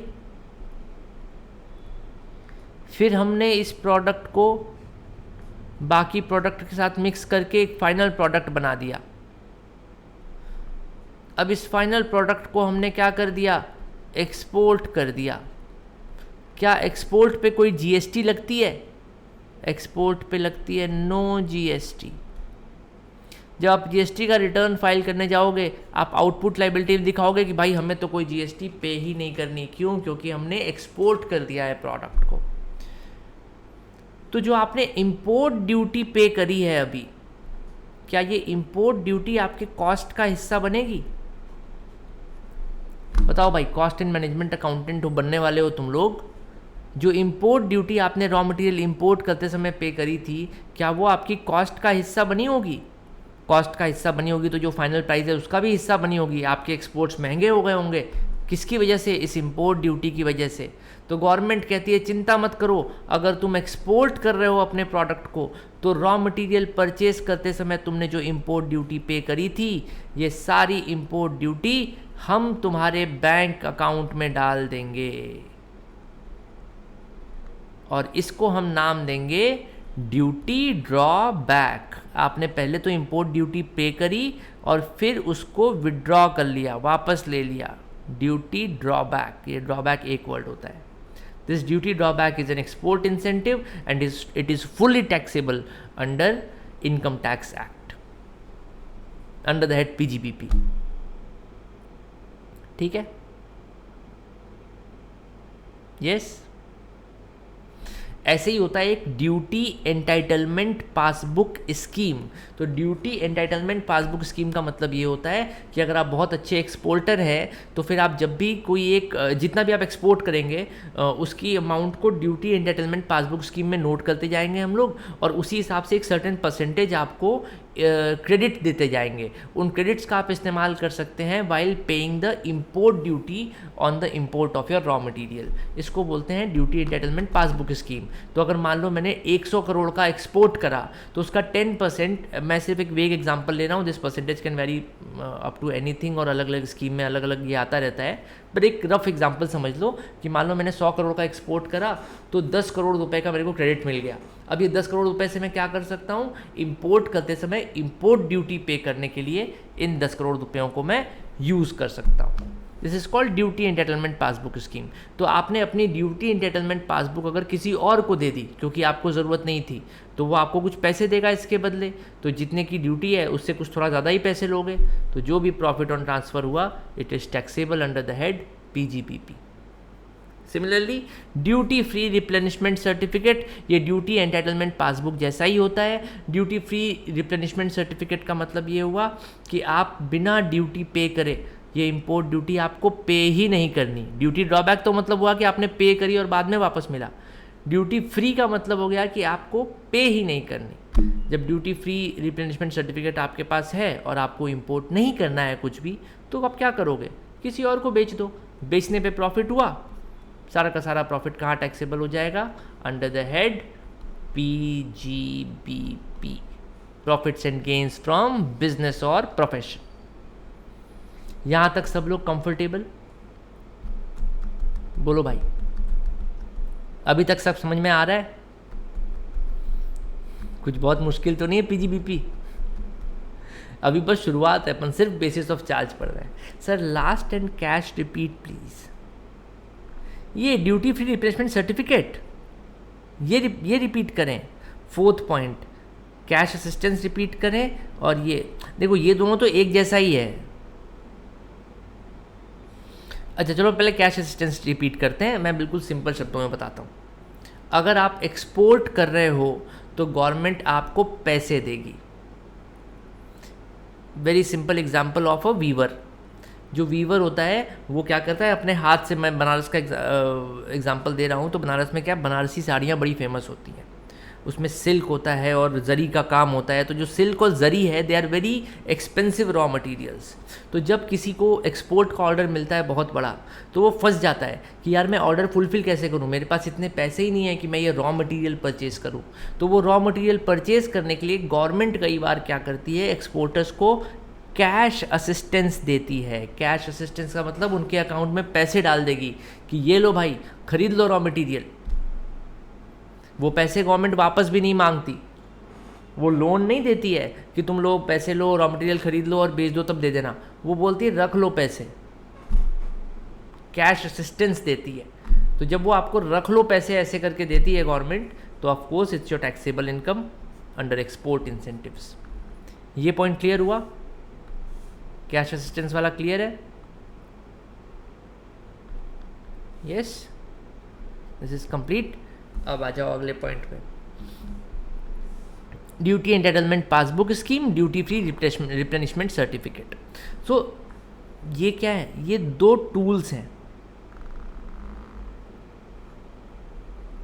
क्या करने के, इंपोर्ट ड्यूटी या तो नहीं देने के या कम देने के। क्या होता है कि आप जब एक बहुत अच्छे एक्सपोर्टर हो, आप हर साल hundreds of thousands of US dollars को इंपोर्ट यूएस डॉलर्स ला रहे हो अपने कंट्री में। जब आप एक्सपोर्ट करते हो तो आपको यूएस डॉलर में पैसा मिलता है। आप उस यूएस डॉलर को किसको देते हो पता है? घुमा फिरा के किसी भी एजेंट के पास जाओ, वो जाता है रिजर्व बैंक ऑफ इंडिया यानी कि गवर्नमेंट के पास, और रिजर्व बैंक ऑफ इंडिया उसके बदले आपको इंडियन रुपीज़ देता है। तो अगर आप एक्सपोर्टर हो तो आप जितना ज़्यादा एक्सपोर्ट कर रहे हो इंडियन इकोनॉमी के लिए उतना अच्छा है, क्योंकि इंडियन इकोनॉमी के पास अब क्या इकट्ठा होता जा रहा है, यूएस डॉलर्स इकट्ठे होते जा रहे हैं। इन यूएस डॉलर्स का फ़ायदा क्या है पता है? यूएस डॉलर्स अपने पास होने का फ़ायदा ये है कि मार्केट में यूएसडी आईएनआर का रेट, मतलब डॉलर रुपये का रेट ऊपर जाए या नीचे जाए, हमारे देश को जो ज़रूरी सामान इंपोर्ट करने के लिए डॉलर्स की ज़रूरत है हमारे पास पहले से ही रिज़र्व में है। तो हमें अब इस पैसे के ऊपर नीचे जाने से डरना नहीं है। जैसे मान लो अरे मानना क्या है भाई, मैं क्या बोल रहा हूँ, मैंने तो खुद पढ़ा हुआ है, तुमने भी पढ़ा होगा। 1991 में आपको पता है कि सिर्फ 1 हफ्ते का रिज़र्व बाकी रह गया था। ऐसा बहुत लोगों ने आपको कहा होगा या आपने कहते हुए सुना होगा बहुत से लोगों को कि 1991 में लिबरलाइजेशन, प्राइवेटाइजेशन और ग्लोबलाइजेशन आया था, पर उसके ठीक पहले हमारे पास सिर्फ 1 हफ्ते का रिज़र्व बच गया था। तो 1 हफ्ते का रिज़र्व कहने का मतलब क्या है कि हम अपने देश के ज़रूरत के सामान को सिर्फ 1 हफ्ते तक का सामान ही इंपोर्ट कर सकते थे। 1 हफ्ते बाद हम अपने ज़रूरत को सामान को कहाँ से इंपोर्ट करते, वो कोई ठिकाना नहीं था। ज़रूरत के सामान में क्या क्या आता था पता है उस टाइम पे? अब तो सीन चेंज हो गया है, इंडिया बहुत बड़ा एक्सपोर्टर हो गया है। नहीं तो राइस, वीट, मतलब वो चीज़ें जो भाई हमारे यहाँ पे भरपूर होती हैं ऑलरेडी,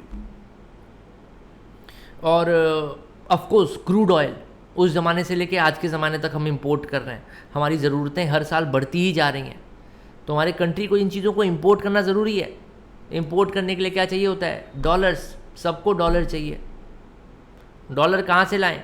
या तो अपना इंडियन रुपीस बेच के लाएं, और नहीं तो वो लोग जो एक्सपोर्टर थे उन्होंने बहुत सारा सामान एक्सपोर्ट किया था, उसके बदले यूएस डॉलर्स मिले थे उनको, उनसे जो यूएस डॉलर्स मिले थे वो यूज़ कर लेते हैं।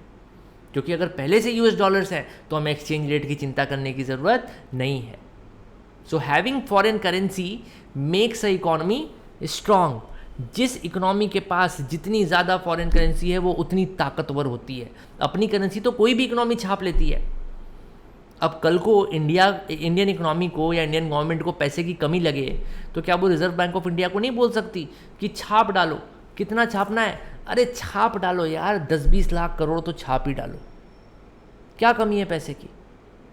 पर ऐसा करेंगे तो क्या होगा? रुपए की वैल्यू ख़त्म हो जाएगी, इन्फ्लेशन आ जाएगी। मतलब जो आदमी एक प्लेट खाना अगर 200 रुपये में खाता है तो उसकी कीमत 20,000 हो जाएगी। तो गवर्नमेंट ऐसा नहीं कर सकती। पैसे की ज़रूरत है, कहाँ से मिलेगा? फॉरेन करेंसी रिजर्व से मिलेगा। अगर फॉरेन करेंसी का रिजर्व आपके पास पड़ा है तो फॉरेन करेंसी का रिजर्व हमेशा कहाँ यूज़ होगा? इंपोर्ट करने में यूज़ होगा, और कहीं उसका यूज़ ही नहीं हो सकता।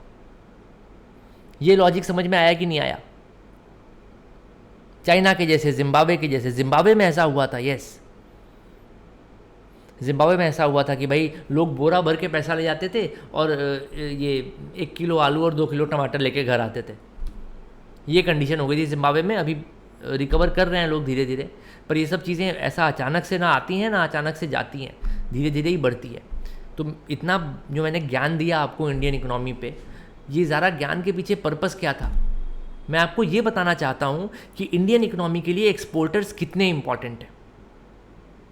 तो एक्सपोर्टर्स को कई कई तरह की स्कीम देती रहती है। उसी में से 2 स्कीम्स ये हैं, ड्यूटी एंटाइटलमेंट पासबुक स्कीम और ड्यूटी फ्री रिप्लेनिशमेंट सर्टिफिकेट।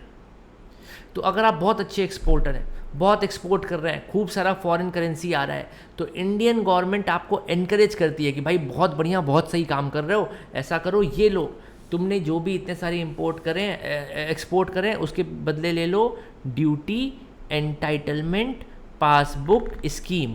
तो अगर मान लो मैंने 100 करोड़ का एक्सपोर्ट किया है तो मुझे 1 करोड़ रुपए तक की ड्यूटी एक तरह से फ्री हो जाएगी। मुझे क्रेडिट दे दिया जाएगा, एक पासबुक दे दी जाएगी जिसमें लिखा रहेगा 1 करोड़। तो वो 1 करोड़ तक की इंपोर्ट ड्यूटी मैं उस पासबुक से पे कर सकता हूँ। एक तरह का समझ लो कि कार्ड दे दिया, तुम्हारे पेटीएम में बैलेंस डाल दिया, वैसा ही है। उसको कहीं और यूज़ नहीं कर सकते, इंपोर्ट ड्यूटी पे करने के लिए यूज़ कर सकते हो। Is that clear? यस। तो ऐसे ही ड्यूटी फ्री रिप्लेनिशमेंट सर्टिफिकेट होता है। तो ड्यूटी एंटाइटलमेंट पासबुक का मतलब क्या हुआ कि वहाँ एक नंबर लिखा हुआ है कि वो 1 करोड़ का ही कर सकते हैं। ड्यूटी फ्री रिप्लेनिशमेंट सर्टिफिकेट का मतलब होता है कि वहाँ पे रुपये की लिमिट नहीं होती, कितने भी रुपए का हो, यूनिट्स की, क्वांटिटी की लिमिट होती है कि भाई आपने अगर हमारे देश से लेट्स जस्ट से कि फर्नीचर एक्सपोर्ट किया, ठीक है, तो आपको हम राइट दे रहे हैं कि आपने जितना क्वांटिटी फर्नीचर का एक्सपोर्ट किया है उसके प्रपोर्शन में उसका 10% वुड, लकड़ी आप इंपोर्ट कर सकते हो। तो उसमें क्वांटिटी में लिमिटेशन होती है, वहाँ पे आपको ड्यूटी देनी ही नहीं है, 1 रुपये भी नहीं देनी है, ड्यूटी फ्री इंपोर्ट करो आप, क्योंकि आप एक्सपोर्ट कर रहे हो, आपकी वजह से डॉलर्स आ रहे हैं, तो आप ऐसा करो, आपको इंपोर्ट ड्यूटी देने की ज़रूरत नहीं है, जितना आप बना रहे हो उसका 20% आप वुड इंपोर्ट कर लो। इस तरह के लॉज होते हैं बहुत सारे।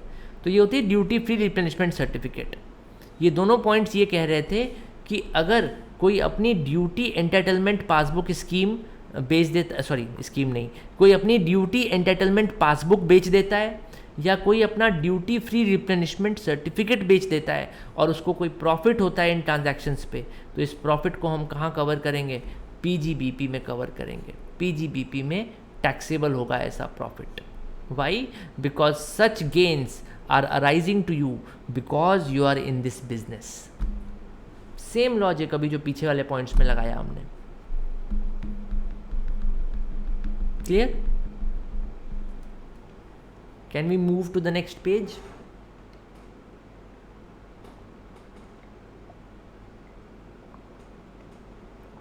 सर्टिफिकेट किन लोगों को मिलता है? अरे ये जो स्कीम्स होती है ना, ये ऐसा नहीं होता कि सबके लिए ओपन है या सबके लिए सेम है। ये जो स्कीम्स होती हैं एक्सपोर्ट्स को प्रमोट करने की, ये अलग अलग इंडस्ट्री के हिसाब से अलग अलग एक्सपोर्टर्स को दी जाती हैं। जैसे ड्यूटी ड्रॉबैक की जो स्कीम है वो सबके लिए अवेलेबल है कि भाई अगर आपने एक्सपोर्ट करा है तो आपने जो भी इंपोर्ट ड्यूटी पे करी थी वो आपको रिफ़ंड मिल जाएगा। आप एक एप्लीकेशन करके दे दो कि सर देखो मैंने ये सामान इंपोर्ट किया था, इसको यूज़ किया और एक फ़ाइनल प्रोडक्ट बनाया, उस फाइनल प्रोडक्ट को मैंने एक्सपोर्ट कर दिया इतने रुपए में। तो ये चीज़ जब प्रूव हो जाएगी तो आपको ड्यूटी ड्रॉबैक मिल जाता है। ये सबके लिए है।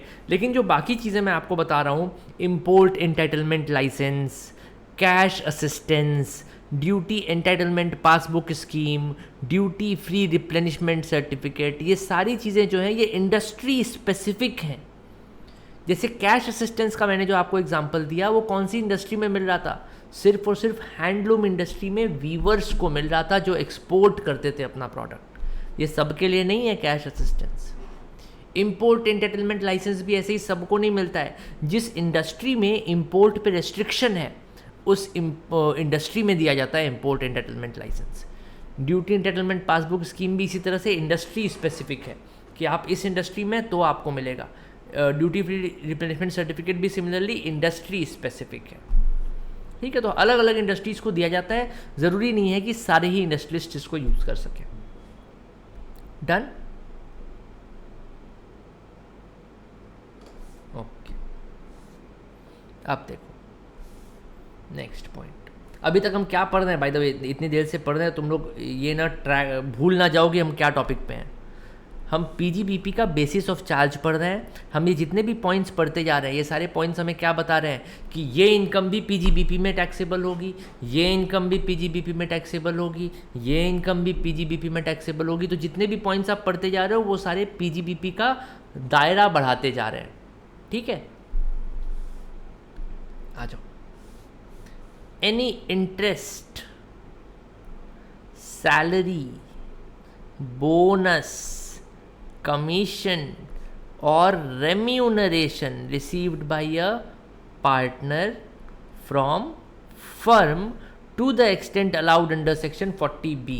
तो ये 40B सेक्शन को तो मैं पहले अलग कलर से हाईलाइट करता हूँ ताकि तुम्हें इसका इंपॉर्टेंस पता चलता रहे।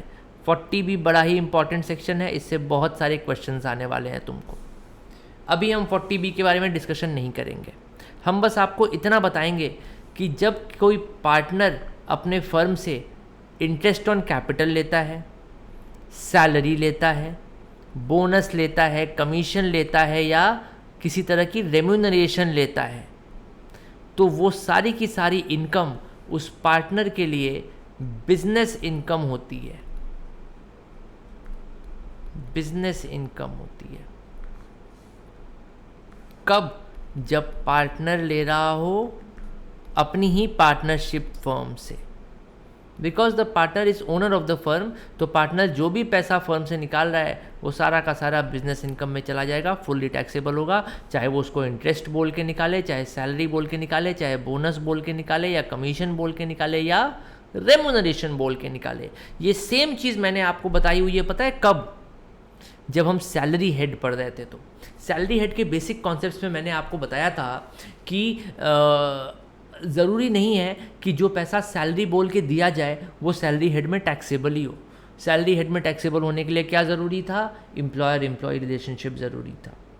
तो अगर कोई पार्टनरशिप फर्म अपने पार्टनर को सैलरी दे रही है, तो just because they are saying it is salary doesn't mean it will become the salary. वो सैलरी हेड में टैक्सेबल नहीं होगा। तो कहाँ टैक्सेबल होगा? वो पीजीबीपी में टैक्सेबल होगा। क्यों? Because it is a gain because of your business. Clear? Yes,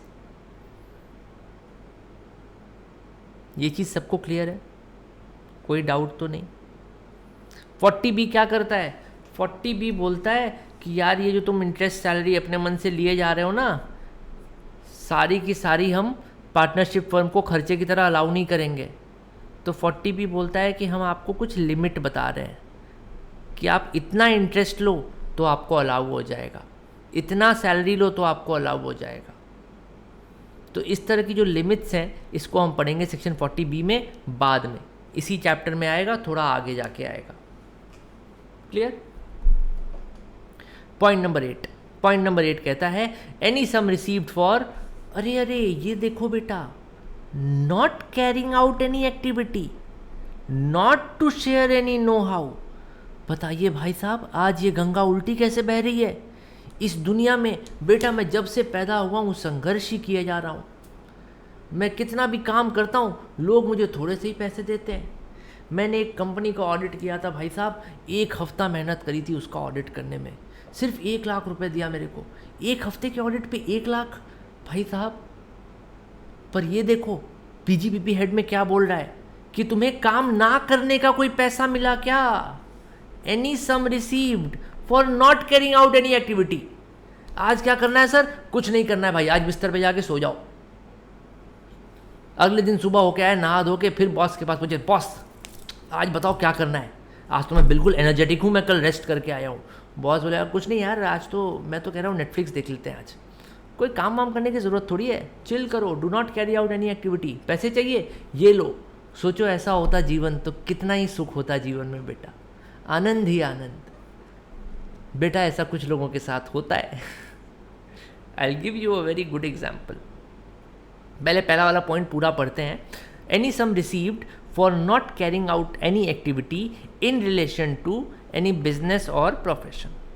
ठीक है, पहला पॉइंट जो कहने जा रहा है मैं उसका एक एग्जाम्पल देता हूं आपको।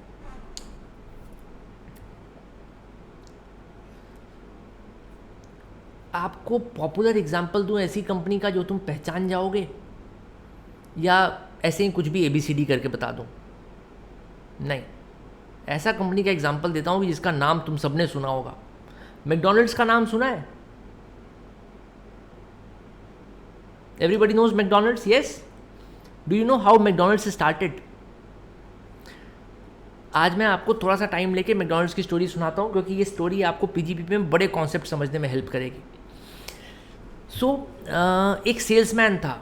वो सेल्समैन क्या करता था, ये जो छोटे छोटे रेस्टोरेंट्स हैं, होटल्स हैं ना, उनको जाके अपना मिक्सी बेचता था। अलग अलग होटल्स में जाता था, अलग अलग रेस्टोरेंट में जाता था। वो बड़ा इरिटेटेड रहता था। पता है उसकी प्रॉब्लम क्या थी? अमेरिका में एक ड्राइव थ्रू का कल्चर चल गया था। ड्राइव थ्रू का कल्चर जो था उसमें क्या होता था कि आप अपनी कार लेके एक जगह जाइए और वहाँ खड़े हो जाइए, फिर कोई लड़की आएगी आपके पास और आपसे आपका ऑर्डर लेगी, फिर वो लड़की अंदर जाके आपका ऑर्डर बताएगी और फिर आपका खाना आएगा।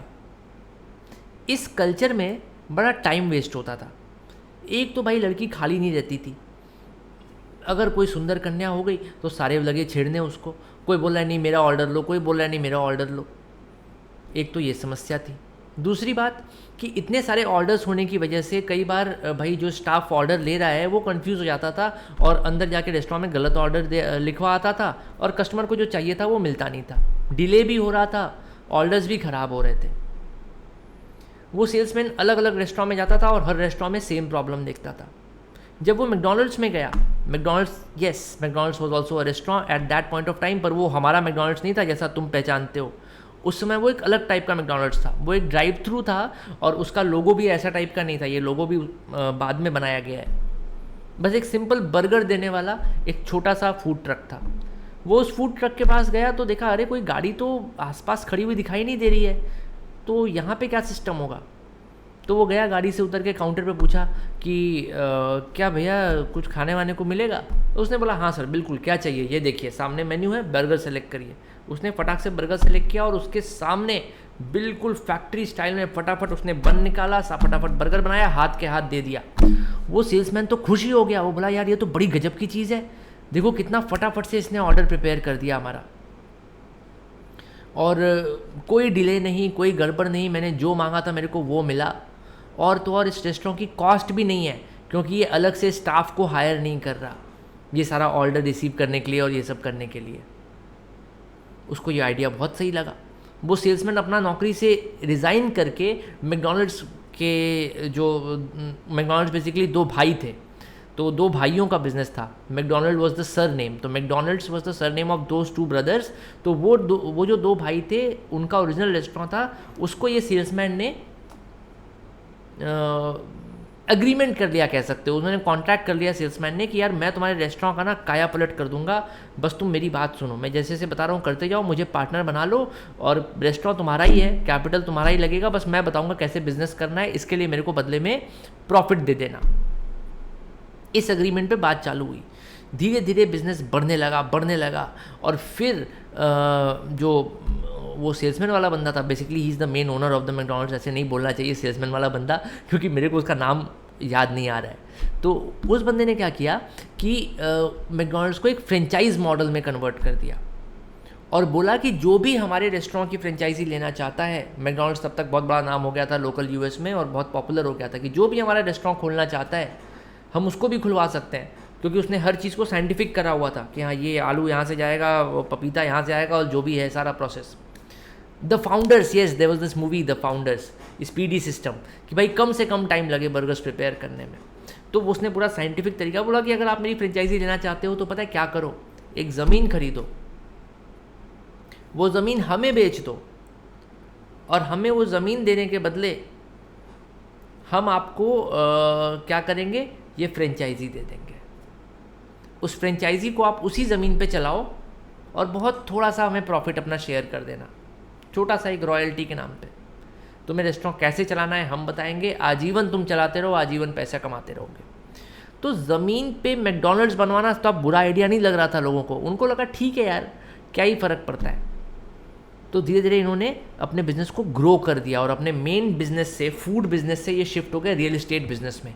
अब इनका एक्चुअल प्रॉफिट बर्गर्स बेच के नहीं हो रहा है, बर्गर्स बेच के तो थोड़े से पैसे आ रहे हैं, बस रॉयल्टी के पैसे, वो तो बस बहाना है। इनको फ़ायदा इसलिए हो रहा है क्योंकि अब इनके पास दुनिया का सबसे बड़ा लैंड रिजर्व है। अब पता नहीं सबसे बड़ा तो नहीं बोलना चाहिए क्योंकि एक से एक लोग बैठे हैं दुनिया में, बट मैकडॉनल्ड्स के पास बहुत बड़ा लैंड का रिजर्व है। इस लैंड रिजर्व के अगेंस्ट वो कभी भी कितना भी पैसा बैंक से उठा सकता है सिक्योर करके, और आराम से उसको जैसे चाहे वैसे यूज़ कर सकता है। जब ये बिज़नेस इतना शानदार हो गया ना, तो जो सेल्समैन वाला बंदा था उसके दिमाग में एक बात आई कि यार ये तो एक छोटा सा रेस्टोरेंट था, क्या ही हैसियत थी इसकी, अरे बहुत अच्छी सेल कर लेता होगा तो महीने में $10,000 की सेल करता होगा, पर मैंने इसको जो फ्रेंचाइज मॉडल में कन्वर्ट किया है, इससे ये हर महीने thousands and thousands of dollars कमा रहा है, मतलब लैक्स ऑफ डॉलर्स, पैसों की बारिश हो रही है, आप इमेजिन नहीं कर सकते इतने पैसे आ रहे थे मैकडॉनल्ड्स के पास। तो उसने क्या करा कि अग्रीमेंट में क्लॉज में ऐसे वैसे चेंज वेंज करके कि भाई ये जो जैसे स्पीडी सिस्टम बताया ना सौरभ, तो बोलता है कि मैंने जो सिस्टम बनाया हुआ है, ये सिस्टम मेरा ट्रेडमार्क कराया हुआ है, मेरा पेटेंट कराया हुआ है, और जो दोनों भाई हैं वो तो बेवकूफ़ हैं, इन्हें तो धंधा करना आता ही नहीं। उसने क्या किया, भाई के जितने भाई थे उनका शेयर बड़ा कम कर दिया। बेसिकली शेयर कम क्या किया कि जब मैकडॉनल्ड्स के शेयर लिस्ट हुए तो उनको धीरे से बोला कि आपको पैसे देने की कोई ज़रूरत नहीं है, आपने जो स्टार्टिंग में लगाए थे $2 लाख $3 लाख वही आपका कैपिटल है, और बाकी बाद में करोड़ों लोग आ गए, करोड़ों डॉलर्स आ गए जो उसने अपने नाम से दिखा दिए, तो वो लोग माइनॉरिटी शेयर होल्डर्स बन गए। जब वो लोग माइनॉरिटी शेयर होल्डर्स बन गए, उनको बोर्ड से भी हटा दिया, बोला तुम कंपनी में कुछ नहीं बोल सकते।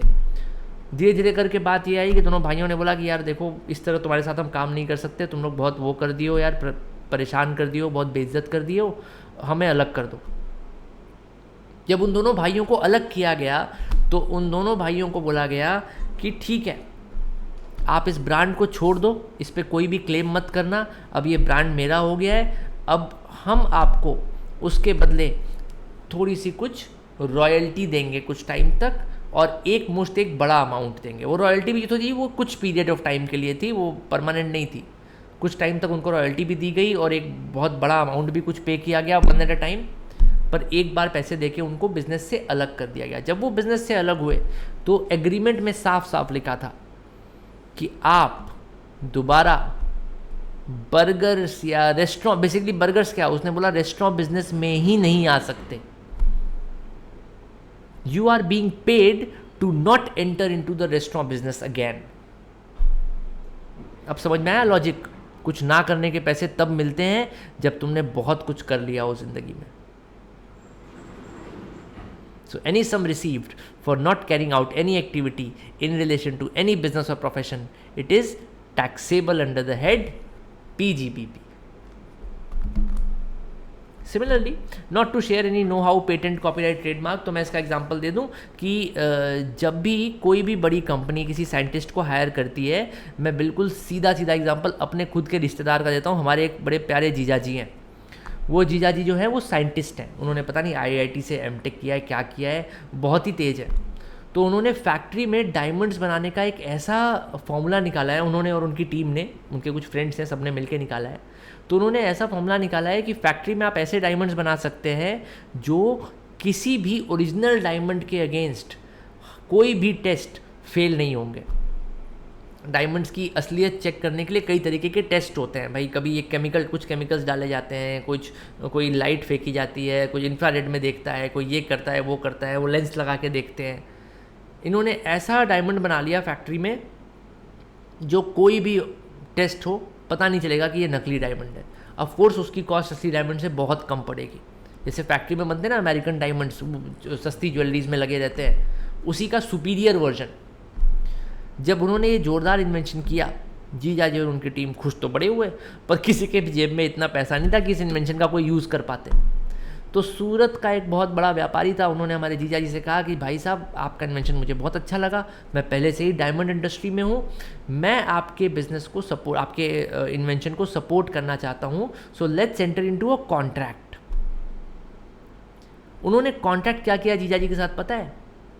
कि ये जो आपकी टेक्नोलॉजी है, जो आपने पेटेंट करवाई हुई है, अब इस टेक्नोलॉजी का एक्सक्लूसिव यूज़ सिर्फ और सिर्फ हमारी कंपनी करेगी।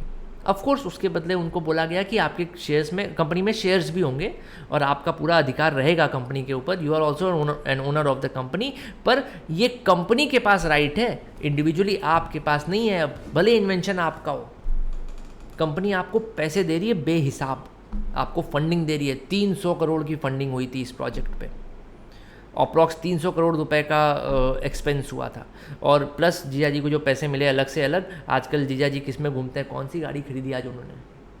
अभी हाल ही में कोई नई गाड़ी खरीदी, बड़ी जानदार सी, कोई नाम नहीं आता, वॉल्वो की कोई कार खरीदी है शायद, बहुत ही महंगी।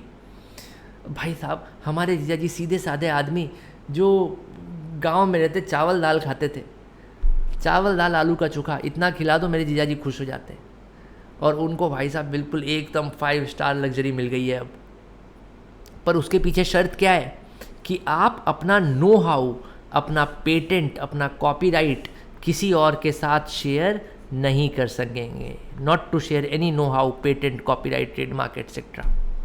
कौन है व्यापारी ये मैं नहीं बता सकता फॉर ऑब्वियस रीजंस, इतने सारे पैसे पक्के में थोड़ी लगे होंगे कुछ ना कुछ कच्चे का भी होगा। पता चला मैंने अपनी क्लास की रिकॉर्डिंग में बोल दिया, बन गया केस। चलो let's move to the next point. ये पॉइंट क्लियर है सबको? Any sum received for not carrying out any activity in relation to any business और profession, and any sum received for not to sharing, अरे ये यहाँ गलत हो गया यार, यहाँ सेंस नहीं बन रहा है। Any sum received for not sharing, ऐसे लिख देते हैं, not sharing any know how, patent, copyright, trademark etcetera. अगले पॉइंट पे चलते हैं, चलो। Any sum received under a keyman insurance policy including bonus. ये कहानी बड़ी मज़ेदार है। क्या हमने पहले कभी कीमैन इंश्योरेंस के बारे में बात की है? याद करो बेटा, कभी तो ये बातें की थी हमने। कब? जब हम एग्जेम्प्ट इनकम डिस्कस कर रहे थे। पता है ये बात कब उठी थी? हम जब एग्जेम्प्ट इनकम डिस्कस कर रहे थे बेटा, तो वहाँ एक पॉइंट ये उठा था कि लाइफ इंश्योरेंस पॉलिसी से जो भी पैसा आता है दैट इज एग्जेम्प्ट इनकम, मतलब income which does not form part of total income, उस पर अपन टैक्स नहीं लगाएंगे। पर उसमें एक एक्सेप्शन लिखा था कि लेकिन अगर कीमैन इंश्योरेंस पॉलिसी से पैसा आ रहा है तब तो भैया एग्जेम्प्ट नहीं है, तब फुल्ली टैक्सेबल है। कहाँ टैक्सेबल है? यहीं पे पीजीबीपी के हेड में। मैं एक बार आपको कीमैन इंश्योरेंस पॉलिसी की कहानी रिवाइज करा दूं उन बच्चों के लिए जो शायद उस क्लास में नहीं रहे होंगे। तो कीमैन इंश्योरेंस पॉलिसी क्या होती है? देखो, इसमें कई सारे फैक्टर्स इन्वॉल्व हैं, तो आपको कई सारी चीज़ों को मैं साथ साथ में उससे रिलेटेड लॉज भी बताते रहूँगा, ठीक है। So let's say that there is a business जिसमें कोई एक एम्प्लॉई है जो बहुत अच्छा काम कर रहा है, और इतना अच्छा काम कर रहा है कि उस एम्प्लॉय से ही उस बिज़नेस की पहचान बन गई है। Let's take for example Apple को लेना ठीक रहेगा, यूएस की कंपनी है, चलो ठीक है, एप्पल का एग्जांपल ले लो। एप्पल में कौन था एप्पल में वो बंदा जिसकी वजह से सब लोग एप्पल को जानते थे? Do you guys know his name? अरे किसी को तो पता होगा यार, Steve jobs. Yes, absolutely correct. Steve jobs was such a brilliant, such a genius, such an amazing person कि उनकी पर्सनालिटी पे एप्पल बिकता था। लोग प्रीमियम प्रोडक्ट सेल करते, बाई करते हैं एक्स्ट्रा पैसा देके। मैं भी बेवकूफ़ बन गया भाई, मैंने हाल ही में आईफोन खरीद लिया, हालत ख़राब हो गई, इतने पैसे भी दिए और फ़ोन में ऐसी कोई खास बात मेरे को समझ में नहीं आई। ठीक ही है, ओके है, जस्ट लाइक अ फ़ोन। मैं कोई भी अच्छा फ़ोन लेता तो वैसा ही लगता, पर मैंने भी पे किया एक्स्ट्रा पैसा स्टीव जॉब्स की वजह से। स्टीव जॉब्स इतना ज़ोरदार ब्रांड बना के गए। ऑफ कोर्स जब इतना बड़ा आदमी कंपनी को छोड़ के चला जाए, अनफॉर्चुनेट इंसिडेंट भाई, तबीयत ख़राब हो गई, डेथ हो गई, कुछ हो गया, तो कंपनी के लिए क्या ये लॉस है? बहुत बड़ा लॉस है, अनरिपेयरेबल लॉस। इतने बड़े लॉस को झेलने के लिए क्या कंपनी इंश्योरेंस ले सकती है?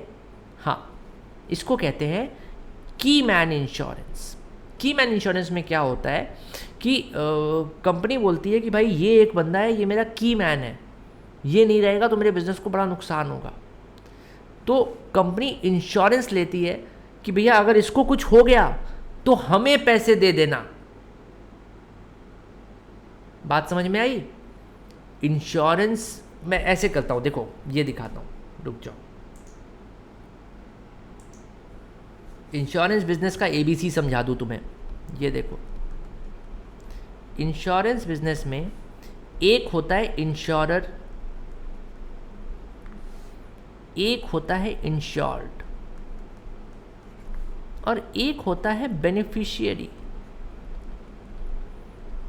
ठीक है, ये मैं लाइफ इंश्योरेंस की बात कर रहा हूँ, बाकी इंश्योरेंस की बात नहीं कर रहा हूँ। बाकी इंश्योरेंसेस में कई बार क्या होता है कि इंश्योर्ड की जगह कोई आदमी नहीं है, कोई चीज़ है, तो अपन वो सब बातें नहीं कर रहे। यहाँ सिर्फ लाइफ इंश्योरेंस की बात हो रही है। मैं यहाँ पे लिख भी दूँ, लाइफ इंश्योरेंस की बात हो रही है, ठीक है, किसी की डेथ पे जो पैसा मिलने वाला होता है। इंश्योरर कौन है? एग्जाम्पल ले लो, LIC, life insurance corporation of India insurer है। इंश्योर्ड कौन है? अपन एग्जाम्पल के लिए लेते हैं स्टीव जॉब्स, हमने स्टीव जॉब्स का एग्जाम्पल लिया, SJ लिख लेते हैं। पर बेनिफिशियरी पता है कौन है? एप्पल। अब मैं पैसे का फ्लो भी दिखा दूं तुम्हें। एप्पल LIC को क्या देगी? इंश्योरेंस के प्रीमियम पे करेगी। यस, अगर कभी स्टीव जॉब्स को कुछ हो गया, भगवान ना करे, मतलब अब तो हो चुका है, खैर क्या ही बोल सकते हैं, पर इंश्योर्ड को अगर कुछ हो गया तो इंश्योरर बेनिफिशियरी को पैसा देगी, इंश्योर्ड को पैसा नहीं देगी। क्लेम सेटलमेंट, ठीक है। मान लो 1 करोड़ रुपए का इंश्योरेंस कराया था, 10-10 हज़ार रुपये हर महीने का ये प्रीमियम दे रहे थे और 1 करोड़ रुपए एक साथ मिल गए क्लेम सेटलमेंट में। किसको मिलेंगे? जो बेनिफिशियरी है उसको मिलेंगे। इसको बोलते हैं की मैन लाइफ इंश्योरेंस। यहाँ लाइफ वर्ड हिडन है, की मैन इंश्योरेंस बोलते हैं शॉर्ट में, लेकिन ये की मैन लाइफ इंश्योरेंस है कि इस की मैन को कुछ हो गया, अगर इस की मैन को अगर कुछ हो गया तो हमें उसके लिए कंपनसेट कर देना। कंपनी बोलती है कि भाई साहब हमें कंपनसेट करिए उसके लिए, हमारे लिए बड़ी नुकसान की बात हो गई। उनकी फैमिली को तो जो लाइफ इंश्योरेंस मिलेगा वो तो अलग है, हमें कंपनसेशन चाहिए। ठीक है, अब ये तो वो बात हो गई जो कीमैन इंश्योरेंस बेचने वाले बोलते हैं गवर्नमेंट को। ये बोल के फिर उस प्रोडक्ट की परमिशन लेते हैं गवर्नमेंट से। आपको पता है ना, इंश्योरेंस प्रोडक्ट कोई भी नहीं बेच सकता। इंश्योरेंस प्रोडक्ट बेचने के लिए IRDA से परमिशन लेनी पड़ती है, अप्रूवल लेना पड़ता है। तो ये अप्रूवल कैसे मिलता है? यही ज्ञान दे के मिलता है। एक्चुअली में पता है ये प्रोडक्ट कौन खरीदता है? मेरा बिजनेस है मान लो, ठीक है, अभी मेरे को पता है कि यार बहुत सही चल रहा है धंधा, प्रॉफिट आने वाला है बहुत ज़बरदस्त, क्या किया जाए? 31 मार्च नज़दीक आ रही है, बिजनेस साल ख़त्म होने वाला है, मुझे पता है कि इस साल तो बहुत प्रॉफिट आएगा। मैंने तो इतना पैसा एडवांस टैक्स भी जमा नहीं कराया था, आखिरी के क्वार्टर में अचानक से बहुत सारी सेल्स हो गई, अब ये बहुत बड़ी इनकम हो गई और इतना बड़ा टैक्स देना पड़ेगा, बहुत नुकसान हो जाएगा। तो हमने क्या करा, हमने अपना एक खर्चा बढ़ा लिया। भाई मान लो कि in fact let me just 1 second, let me add another slide, मैं इसमें दिखाई देता हूँ। ठीक है, ये मेरा PL अकाउंट है, ठीक है, ये मेरी इनकम आ रही है, लेट्स से 75 lakhs, ठीक है, सारे एक्सपेंसेस काट के नेट इनकम मान लो ये आ रही, सारे खर्चे काट के। मैंने क्या बोला कि यार एक खर्चा और अगर बढ़ा लें। कौन सा खर्चा? Keyman insurance premium. कितने का दे दें कीमैन इंश्योरेंस प्रीमियम? मैं तो कहता हूँ 70 lakhs का दे दो। पता है अब क्या होगा? अब जो नेट प्रॉफिट बचा है हमारा, ये हो गया 5 lakhs का। 5 लाख की इनकम पे बेटा क्या कोई टैक्स बनता है? बताओ, 5 लाख की इनकम पे कोई टैक्स बनता है क्या? कोई टैक्स नहीं बनता भैया। 2.5 लाख तक तो एग्जेम्प्ट है और 2.5 लाख से 5 लाख तक की बीच में इनकम है तो रिबेट मिल जाता है, जीरो टैक्स। 75 लाख रुपए कमा के इस बंदे ने 1 रुपया भी टैक्स नहीं दिया। क्यों? क्योंकि इसने कीमैन इंश्योरेंस प्रीमियम पे कर दिया था 31 मार्च से पहले पहले। अच्छा जी, बहुत अच्छी बात है। यानी कि कंपनी जो है वो कीमैन इंश्योरेंस क्यों करवा रही है? ताकि मैं फर्जी खर्चा दिखा के अपना इनकम कम कर सकूं और मुझे टैक्स कम देना पड़े। फर्जी खर्चा क्यों? मैं फर्जी खर्चा इसलिए बोल रहा हूं बेटा क्योंकि ये जेन्युइनली कीमैन इंश्योरेंस नहीं होता है, जेन्युइनली इंश्योरेंस का प्रीमियम नहीं है। कंपनी क्या कर रही है? ये 70 लाख रुपए दे रही है किसको? इंश्योरर को, एज अ प्रीमियम। इंश्योरेंस पता है, इंश्योरर पता है क्या बोल रहा है? इंश्योरर बोल रहा है कि अगर अगले 5 सालों तक जो हमारा इंश्योर्ड है उसको कुछ हो गया तो कंपनी को मिलेंगे कितने पैसे? मान लो अगर 70 लाख रुपए प्रीमियम पे कर रहा है तो मैं कहता हूँ मान लो 7 करोड़ रुपए। अगर कुछ नहीं होता है तो कंपनी को मैच्योरिटी पे क्या मिलेगा? मैच्योरिटी पे मिलेगा 70 lakhs इंटू 5, 5 7 35, 350 lakhs यानी 3 करोड़ 50 लाख, 3.50 करोड़। यानी कि किसी कोई अपनी डेथ तो सोच के नहीं करता। तो ये केस तो भूल जाओ, ये तो मान लो काल्पनिक केस है कि 7 करोड़ रुपए मिलेंगे। ये तो आदमी सोचता ही नहीं ना, आदमी गोइंग कंसर्न कॉन्सेप्ट में सोचता है। अकाउंटिंग पढ़ते हैं अपन, गोइंग कंसर्न कॉन्सेप्ट होता है। आदमी गोइंग कंसर्न सोचता है यार मुझे क्या होने वाला है, मैं तो जिंदा ही हूँ।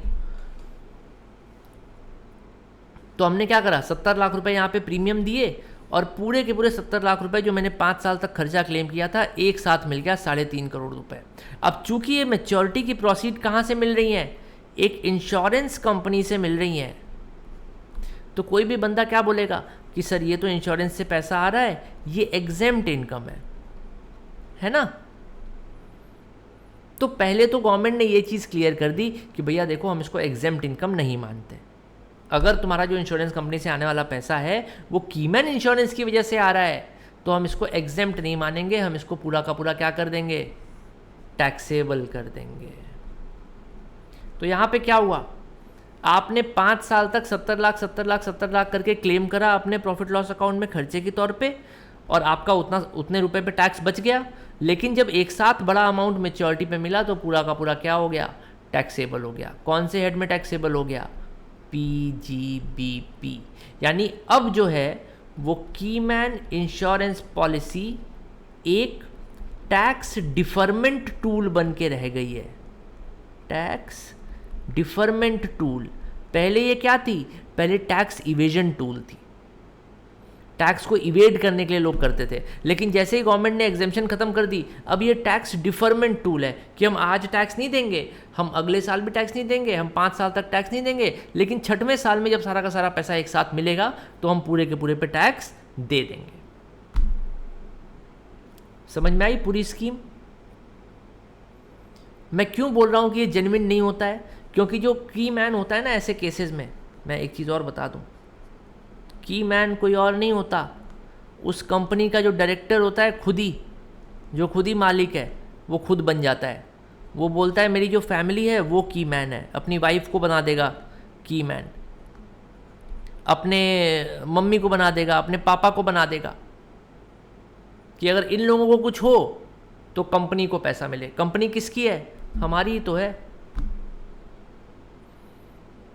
तो कीमैन इंश्योरेंस पॉलिसी जो है वो सही तरीके से कीमैन इंश्योरेंस की तरह यूज़ नहीं की जाती। इंश्योरेंस पैसा कीमैन को मिलता है, एक सेकंड यार, ये तो पूरी क्लास में मैं कैमरा ही ठीक करते करते परेशान हो जाऊंगा। इंश्योरेंस पैसा कीमैन को मिलता है? नहीं बेटा, कीमैन के लिए नहीं होता है इंश्योरेंस का पैसा। कीमैन इंश्योरेंस का पर्पज़ ये नहीं है कि कीमैन को कंपनसेट किया जाए या कीमैन की फैमिली को कंपनसेट किया जाए। कीमैन इंश्योरेंस कराने का पर्पज़ ये है कि भाई कीमैन के जाने से कंपनी को जो लॉस होगा उसकी कंपनसेशन करी जाए। भाई इतना बड़ा बंदा चला गया, अब कंपनी की सेल्स गिर जाएगी। अब जैसे नारायण मूर्ति जी थे, रतन टाटा, ऐसे बहुत से बड़े बड़े लोग हैं जो अब अपनी कंपनी को छोड़ चुके हैं। Azim Premji I think he is still active, पर अब तो ज़्यादातर टाइम वो भी डोनेशंस ही करते हैं। तो इस तरह के बड़े बड़े लोग, तो जिन कंपनियों के साथ इन बड़े बड़े लोगों का नाम जुड़ा हुआ था, लोग कंपनी के साथ बिजनेस ही यही सोच के करते थे, आंख मूंद के, कह रहे भाई ये बहुत अच्छा आदमी है, इस पर भरोसा कर सकते हैं, इसकी कंपनी के साथ बिजनेस कर सकते हैं। जैसे ही वो बंदा निकल जाएगा कंपनी से ना, कंपनी में वो अपनापन नहीं रह जाएगा। Mukesh Ambani, you can say yes is one such person.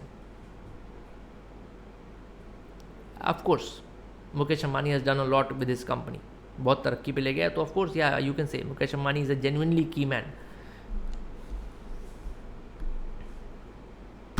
चलें आगे बढ़ें। अरे आगे क्या बढ़े, 9 बज गया यार कैसे बातें करते करते टाइम बीत गया पता ही नहीं चला। So we have completed till point number 9. For the next class, we've got point number 10. Any sum received or receivable in cash or kind on account of any capital asset being demolished, destroyed, discarded or transferred. ये demolition destruction की बात करेंगे अपन next class में।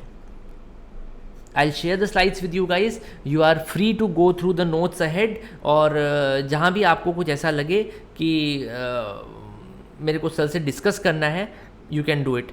But I highly encourage कि आगे के points पढ़ने से ज़्यादा अच्छा है ये जो पीछे मैंने जो कुछ भी पढ़ाया है ना, इसको ध्यान से पढ़ लेना, एक बार रिवाइज कर लेना, और फिर नेक्स्ट क्लास में अगर कोई डाउट्स आए, बाद में पता चला रात में सपने में सोच रहे हैं कि अच्छा हाँ सर ये भी तो हो सकता है, तो जो भी चीज़ें आपके मन में आए इन चीज़ों को थोड़ा घुमाइए दिमाग में, और नेक्स्ट क्लास में go ahead and ask the query, otherwise we'll start this topic.